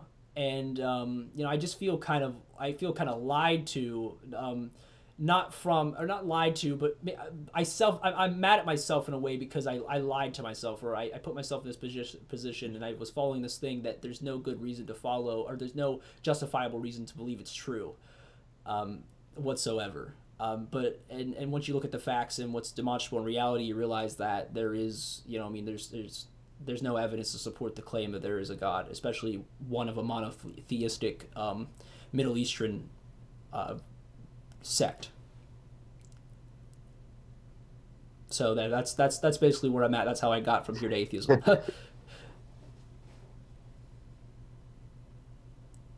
Hey Ginger, the invisible or the magic pixie unicorn. Have you looked into the invisible pink unicorn theory? Oh, or not theory, argument? Oh, go ahead, tell me, please. I want to hear. I don't remember very much of it. I read that like 9th grade, but you should read into it. What I remember of it, it was pretty interesting. It was right. The argument of trying to prove that this unicorn here is both pink and invisible. Well, yeah. I think that's the point. It's pink. That's the point I was trying to make, was that with most things in our lives, we don't even believe in them until we even have evidence for them. I mean, I wouldn't believe in the Bible if I was a little black boy on an island in the middle of Sri Lanka, off the coast of Sri Lanka, because I wouldn't even have any clue that the Bible existed, or the idea of a God, this monotheistic God above me, existed, unless someone presented me with even the idea of it. And then it'd be up to me to try and prove if that was even possible, or if there's evidence to even support that claim. I mean, because I could look at Zeth and Marcus right now, and I could tell them that there is a teacup, a planet that is shaped like a teacup somewhere in the universe, right? And you know what I mean? And until I present them evidence of that, this is what we call the burden of proof. Until I present them evidence of that, well, then they have no warranted reason to believe it. Therefore, they don't need to believe in that claim. I mean, it's what we do all the time, I mean, if I looked at you and told you that I turned my oven on, I told you, yeah, you could touch it. Or not my oven, but my stovetop, and I tell you, yeah, you can touch it. You would say, well, no, I know from my previous experience with ovens and so forth that if I touch that, I'm gonna burn my damn hand off. Like, I don't want to touch the oven. But so you have that evidence that you could compile against it. But yes, your pink invisible unicorn thing is actually a good analogy for what I was trying to explain. Was that you can't prove something, if there's no evidence. If there's no evidence, then you have to assume, for all sakes and purposes, that it doesn't exist. I was telling you to look into that, because that's actually it's a much more professional layout and argument or version of the argument that you argue a lot. Yeah, well, and that's the thing is I'm still dabbling in epistemology and trying to understand it, so you'll have to bear with me. I'm trying to make the best of those arguments. What was I going to say just in reference to that? The pink unicorn thing. Trying to prove something that it does exist. Yeah, a lack of evidence is not evidence therefore of. Because I can't disprove something because there's no evidence to disprove it, right? Which I can't disprove claims about the Bible because the Bible does make claims like the flood and so forth. But I can't disprove, like you say there's some invisible man out there that's moving everything, like at the molecular level, below the molecular level that we can even see, and yada yada. I can't say that, I can't disprove that. But until there's actual evidence that that thing exists, then I can't believe it, just like any God claim. That's where I'm at with it. Right. I feel either I bored Zeph and Marcus to death, or they're just their mind's spinning so much that they're just off on a different planet. Because Zeph is like looking like this, and I have Marcus he's like what? But go ahead. No, I'm just when I'm just listening, because that's all I have. That's the story. But go ahead. Formulating an argument for it. Makes sense. Just you share a piece of your heart, then I'm gonna if I would share a piece of my heart, I would expect the person I'm talking to share a piece of their heart back. It just makes rightfully sense. You know what I mean? So, and all three of you guys have shared something from your heart. So now I'm obligated to do the same. Let's go, Zach. Let's go. But I grew up. First off, right from birth, I was a C-section baby. I was not. They thought I was gonna be like a normal birth, and they thought I was gonna be okay and everything. But things kind of slipped around, and I was upside down, and my mom had to get emergency surgery, and I ended up becoming a C-section. Luckily, I ended up being healthy. But I mean, right off the bat, you know what I mean? Like, I consider it as, like, the devil trying to stop something. That's how I interpret it. But because I know God has a plan for my life. So the devil's going to do anything he can to try to stop me.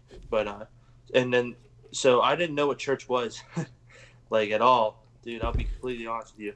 I grew up with no background at church. I had no desire to go to church, not whatsoever. I did my years of elementary school. I studied a little bit of nursing, and soon later I caught something called streptococcal meningitis. Okay. And what happens in that is these linings to your brain end up getting all twisted up and everything, and it just messes up the messages that is sent to your brain. And what happened was that I had to be I had no control of my body. And I was literally walking around like I looked like a zombie, and I ended up getting flown to Pittsburgh Children's Hospital, where they saved my life. So another time in my life that God had saved me when I didn't even know who He was. And then I fell in love with basketball soon after that. Whenever I became healthy. I had played basketball before, but I truly fell in love with it, I'd say, starting at that time, after I came back healthy and stronger. And then 8th grade, I was playing basketball. I was on the basketball team. I made it that year, and my one friend Andrew on the basketball team invited me to go to church with him. And in my heart, I didn't want to go, but I knew basketball would be at church, so that's why I went to church. I'm going to be completely honest with you. I went for the basketball. It's sort of like how Mark went up to that altar for the $5. That's why I went to church. I'm not gonna lie to you. I went to church just to play basketball because I had nothing better to do. Mm-hmm. And in this point in my life, my dream was to play basketball. My only desire in my heart was to play basketball. I was studying nursing, but there was a part of me that wanted to do nursing, but there was also another part of me that didn't want to do it at all. And so I eventually saw myself going to church more and more after I went the one time, and eventually I became saved. And after I became saved, I started to sort of play these church games. You would consider them church games. Everyone knows what I'm talking about. Do I really believe in God, or do I really not believe in him? You know, like I went back and forth for a very, very long time. But during the times, you know, I would bring people to church with me. For example, Mark. I ended up bringing Marcus to church with me one time, and that's when everything got started for him. And what happened was one service I remember. I had it was different from all the other church services I've ever been to. It was I would say the spirit moved so differently in the atmosphere there that I remember he was a speaker, he was a evangelist. I can't remember exactly who it was at the time, or on the spot. I can't remember who it is, but he Josh.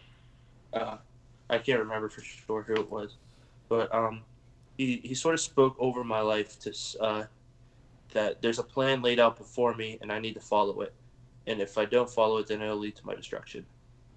So what I had no idea how to interpret that whatsoever, and so what I did was I gave God a chance, and eventually, as I saw him give me a chance, the more and more and more I saw myself believing in him and having more faith.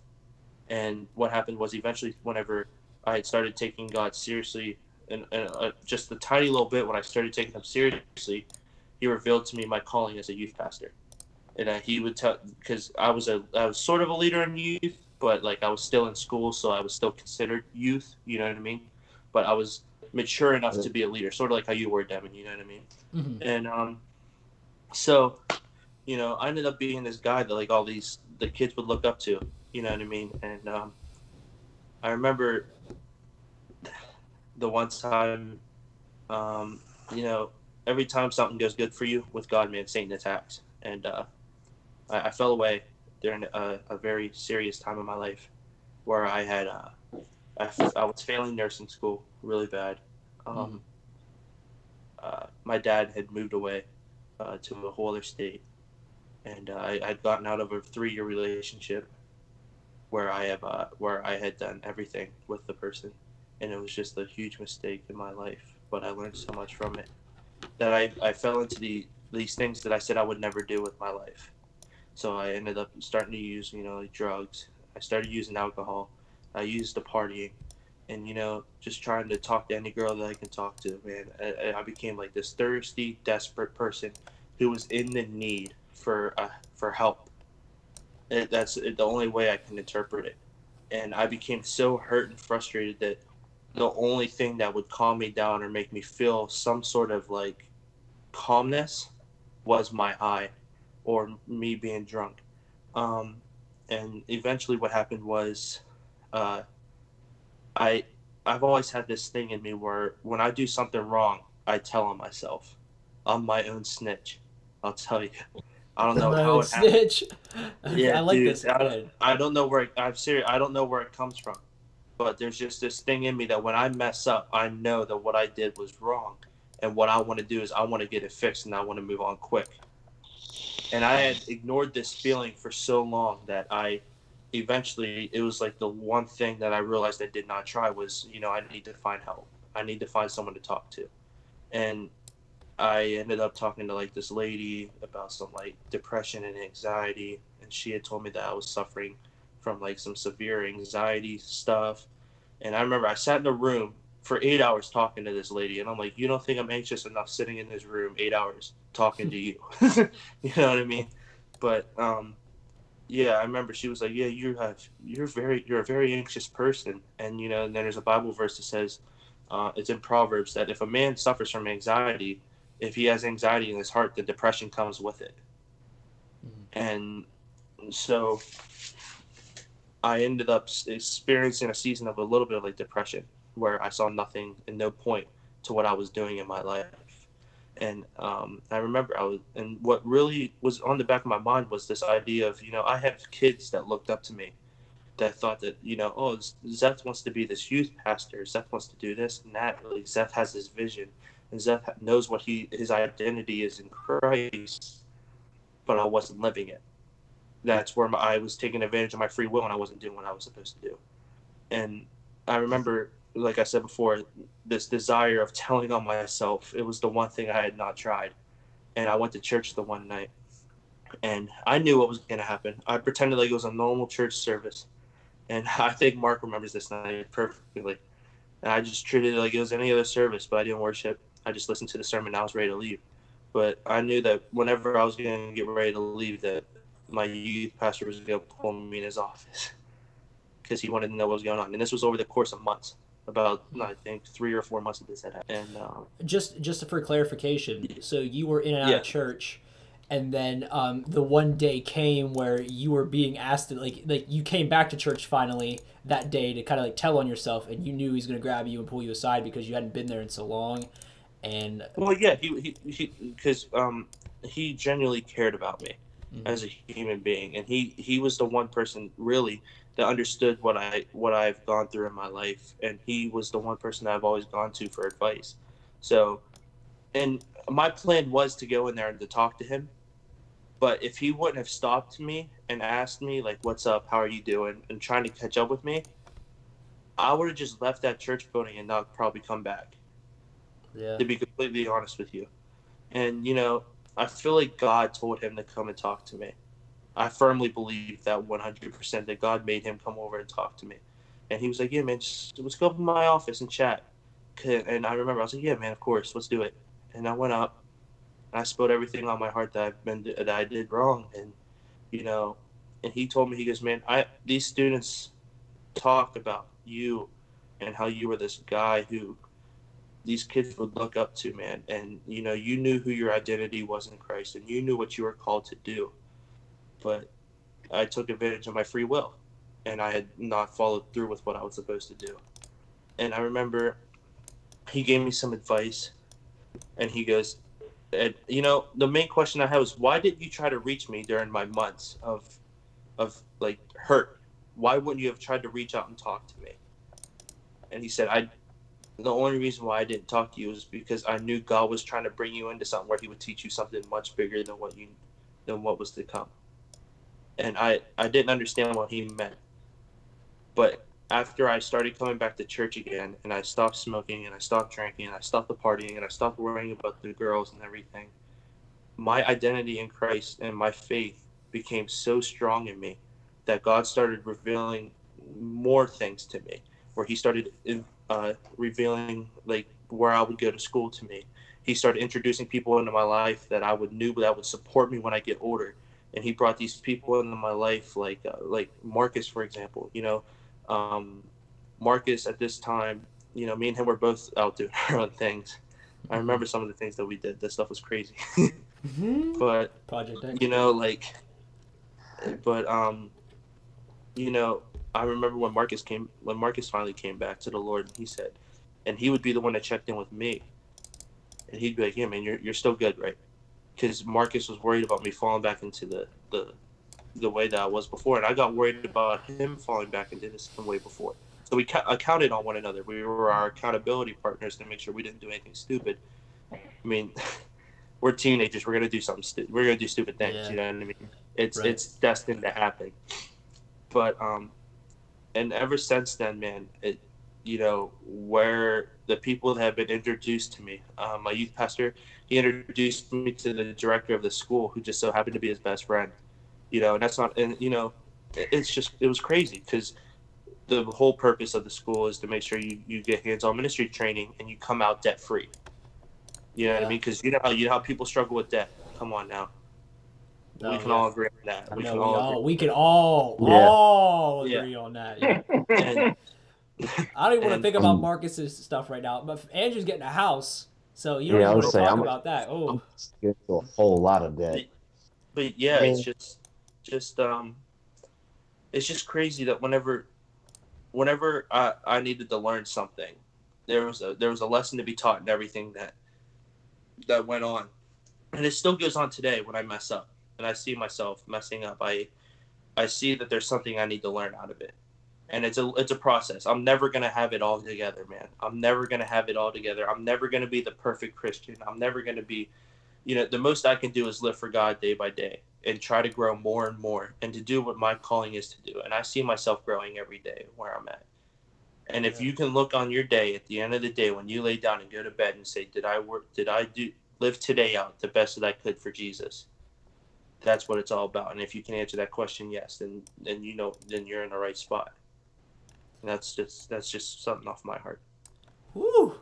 I gotta give a clap for everybody here because y'all were putting in the work today with these stories, with this information, with this conversation. And because it was kind of like me and Zeth were the back and forth partners here, I wanted to address something Zeth had said. A lot of your story is a very, very, almost very similar to mine. And it's funny how we came to totally different ways of thinking. And wait, Zeth, how old are you? Me? I'm 19. 19. You know what's funny was around your age was right around the time that I'm 21 now. But right around your age is right around the time that I had my my epiphany, my whoa, actually, no, it's probably almost a year later. It was probably when I was 20. I had my epiphany, and my aha moment. But Andrew, hold on. Devin would definitely be around his age, because that'd be about the time that we met, and when we met was when you were starting to kind of have those doubts, right? Yeah. So me and Fab had those conversations. So we're kind of like the atheist version of you and Marcus, because we were like having these conversations, but like on a different level. But no. For real. But the difference was we were playing a video game while doing it, because I met Andrew from PlayStation. We're best friends, and he lives in Tennessee, and we just played Rainbow Six Siege all the time, and he did a lot of YouTube videos with me, and he's funny and he's cool. Yeah, but what was so similar, sorry, I want to talk a little bit about how we ended up different spots, but then how I want to end this show is I want to just talk about how similar we all are. But this is what I want to say is, like, Zeth, me and you came to totally different conclusions about in life, in a sense, because you're living it up for God and everything, and like my point of view is like I'm not living it up for God. I'm living it up because I was given this life, right? I live in this world where I have to presuppose that I exist and everything, other people around me exist, and I genuinely care about people, because just like them, to me, they're born in a world that they're born into a life that they didn't ask to have. It's circumstances that they didn't ask to be a part of, whether it's like they have some odd parents, or their parents are doing drugs, or they just live in a bad situation, or, bad country economic system. They're a victim of something, say kids that live in Africa, or not all the kids in Africa, but, kids in starving villages in Africa, things like that. And to me, I have to do good for them because they are like me. They are, and I get you probably have similar ideals. But I do that every day, and I say, at the end of the day, it's not for Jesus. It's not because Jesus told me, or anything like that. It's because I'm like, you know what? I love people because I am a person, and I have to do right for people because I get this one life, right? Because from my perspective, there is no afterlife. I don't get to make good on it, and I hear this a lot from Christians who will tell me, well, then what's the point of your life anyway? What's the point of your life? The point of my life is whatever I make it to be, and I know that sounds bad, maybe from a presuppositional morality standpoint, but I mean, at the end of the day, it really is that way, because that's what we observe. People make every day of what their life's going to be. But the difference, though, is that even though I don't believe in the God, doesn't mean I'm going around raping and pillaging and killing people and stepping on toes. I genuinely have compassion for people and their beliefs and everything. I love people to death, and I take care of them, and I feel like you're the same way. And I think it's funny how your story, though, because you did the same thing where you had these depression, probably anxiety attacks, right? I know when I had anxiety attacks, I would breathe, my heart would beat, I would literally feel like I was dying. I would start gasping for air. I felt like I was having a heart attack. I'd have to go to the ER, and then like they'd look at me like you're a nut job, and then they pretty much started writing that on my medical records. I could go into that story another time, but. I never really like experienced anything like crazy like that, but like in situations where I found myself on the spot, I would tend to see myself tend to freak out a little bit. You know what I mean? Like, for example, tests. That was a really good example of me. Anytime I would go to take a test, man, I would just it was like my mind went blank. I didn't know anything that we studied. You know what I mean? And I would get really anxious. And I remember my test grades, dude. Oh my goodness, dude, they were awful. And I mean, thankfully now they're not, but that's just part of what was. And I've had similar experiences where my anxiety gets so bad to where I literally feel my heart beating out of my chest. But I never had to go to a hospital or anything for it.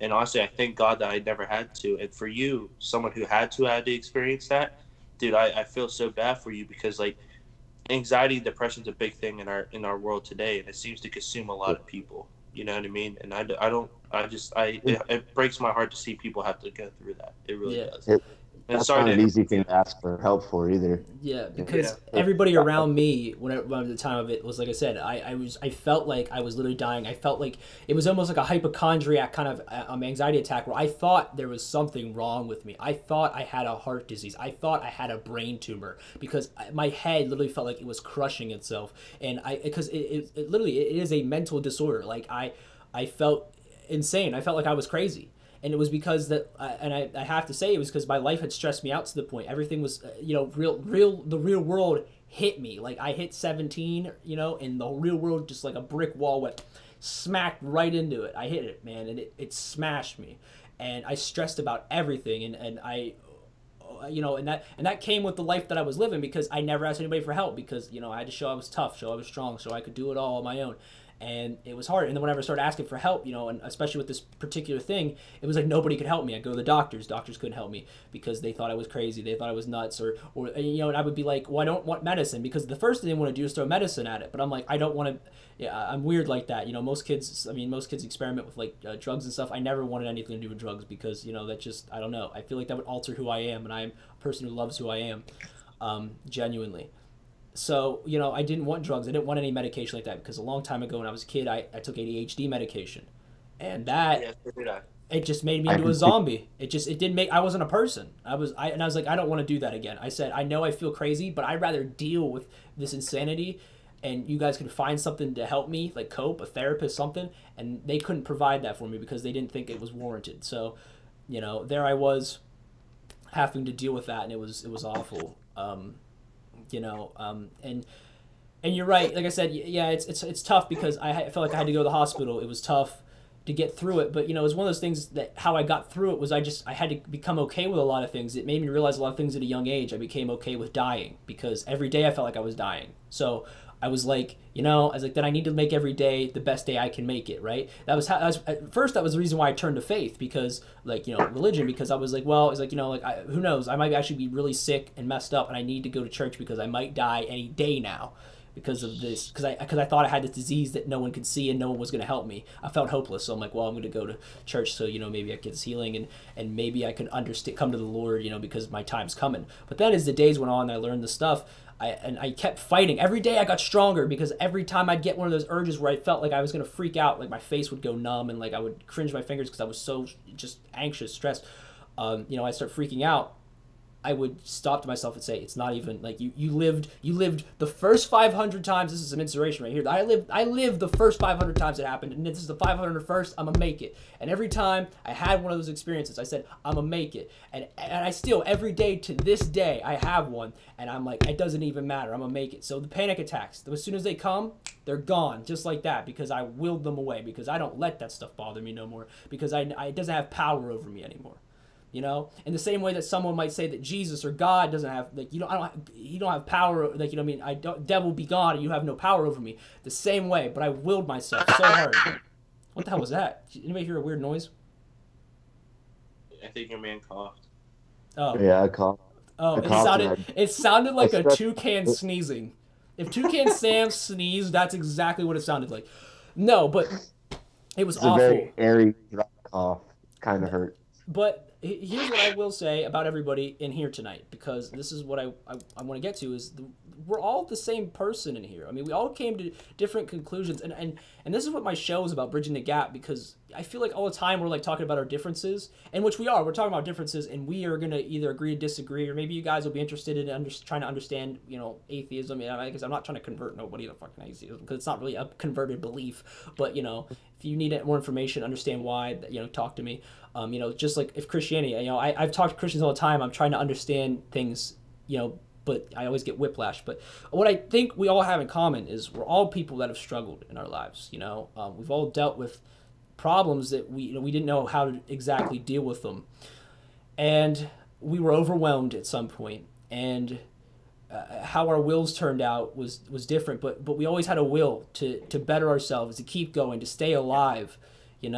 And it's so crazy how we did that, and we genuinely care and we're compassionate for people, and we struggled, we fought ourselves, we were constantly fighting ourselves, and I think that's just a part of human nature, is we're constantly at war with being ourselves. But the one conclusion I think I heard from most people here is that none of us are perfect, and that we know that, and every day is a battle, but every day we're striving for that perfection, whether we're getting it through God, whether we're getting it through self-will, like myself, or from Andrew's perspective, whether you're just going, I'm taking my life one day at a time.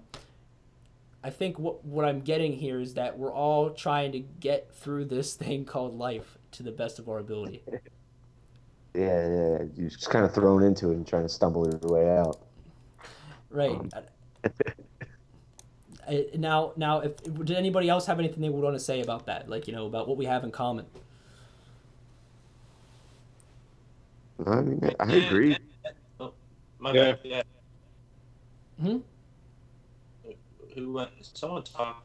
Yeah, I said if someone has anything else they want to say about that, because we're gonna wrap up here. So, if anybody has anything they want to say in particular about what we all have in common, and what you find interesting about this, now's your time. Get your final words out. Yeah, I'll say something. In closing on my part, at the end of the day, we are all human, and we're not going to be perfect. No, we're never going to have it all together. You know what I mean? We all have our flaws. Even Bill Gates, one of the richest men in the world, if not the richest man in the world, has his flaws. You know what I mean? Mm-hmm. So it doesn't matter how much money or how much power you have. At the end of the day, when you're a human, you're going to have flaws. You're not going to be perfect. And, if anybody that watches this has any questions about anything regarding, religion or Christianity, Jesus, relationships, or anything, I know for a fact I could be the first one you message and I will respond. I know Marcus will respond to you. I know Marcus would love to talk to you about this.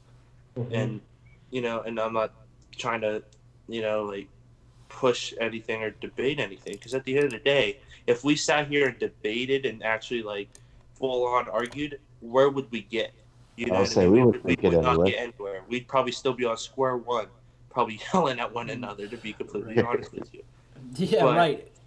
But it's a choice, and it comes down to our free will, and when the seed is planted, it's up to you to either you want to sprout the plant, you don't want to.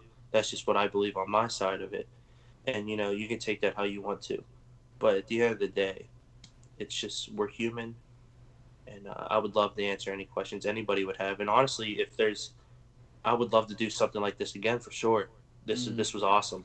Yeah, we've had I'm people always that do it. Yeah, this is always a conversation that I think people need, because I have people in the Christian community that think I am this this monster, people who think I've done a complete 180 and now I worship Satan or something. And that's not the case, and I don't hate them. And I think it's interesting because I have atheist friends who think you Christians are idiots and stupid and dumb, and it's just ridiculous to think that, because we're all people at the end of the day, man. And it drives me crazy. So this is always a conversation worth having. And yeah, we will definitely have it again. I have tons of people I have other atheist people that I know and other Christian people that I know that want to talk sometime. If you ever want to have a group chat again, don't even have to do a live stream. We could just have a group chat. I'm okay with that totally. Marcus, do you have anything final in closing you want to say? Yeah, I mean, I thought it was really cool to spend time in this topic, and I'm really blessed to meet you, Andrew. I wish I got to meet you when you were back in PA, because I just met Devin, I think 2 years ago now, Dev. Yeah. No. You would never get the opportunity to meet Andrew, because Andrew is from Tennessee, because he's the only 10 I see. Yeah, baby. You looking good tonight. I went from Florida to Tennessee. Oh. Yeah, I never got to be. I thought you used to live in PA. No. Yeah. Eventually, I might make my way up there, but right now all my money's kind of tied up. Yeah, I feel that, man. I understand that, definitely. And one thing I do want to say, just seeing off what Zess said, if anyone has any questions or like if we want to do this again, I'll be definitely open. I have a lot of friends on campus that would probably want to do this too, most likely.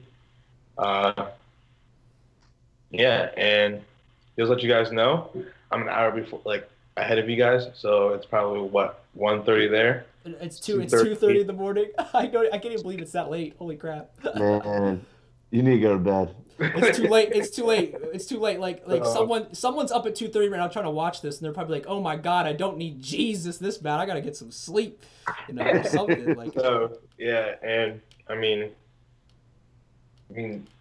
like how you guys were saying before. I mean, we're all humans. Like, I mean, I haven't like our video or live stream. Excuse me. I mean, we kept it calm. We respected each other. And I think if more people in the world would model this kind of thing, they will like, oh, you're an idiot because you believe in this. I mean, we all have the free will to do something. We all have the free will to believe in what we want. And I mean, I don't see you guys any different than how I see us. Yeah. Right. So, I mean, that's great. I mean, Devin, man, and you know me, I'm a crazy dude. I'm a funny dude. Like, He's a, like Mark's a fiend, yo. I will tell you that he will eat anything. That's all I will say. That's it. That's all I will say, bro, about Mark. Mark will eat anything. I mean, that's facts. He starts laughing because he knows it's true. He's like, "Yeah, bro, I would."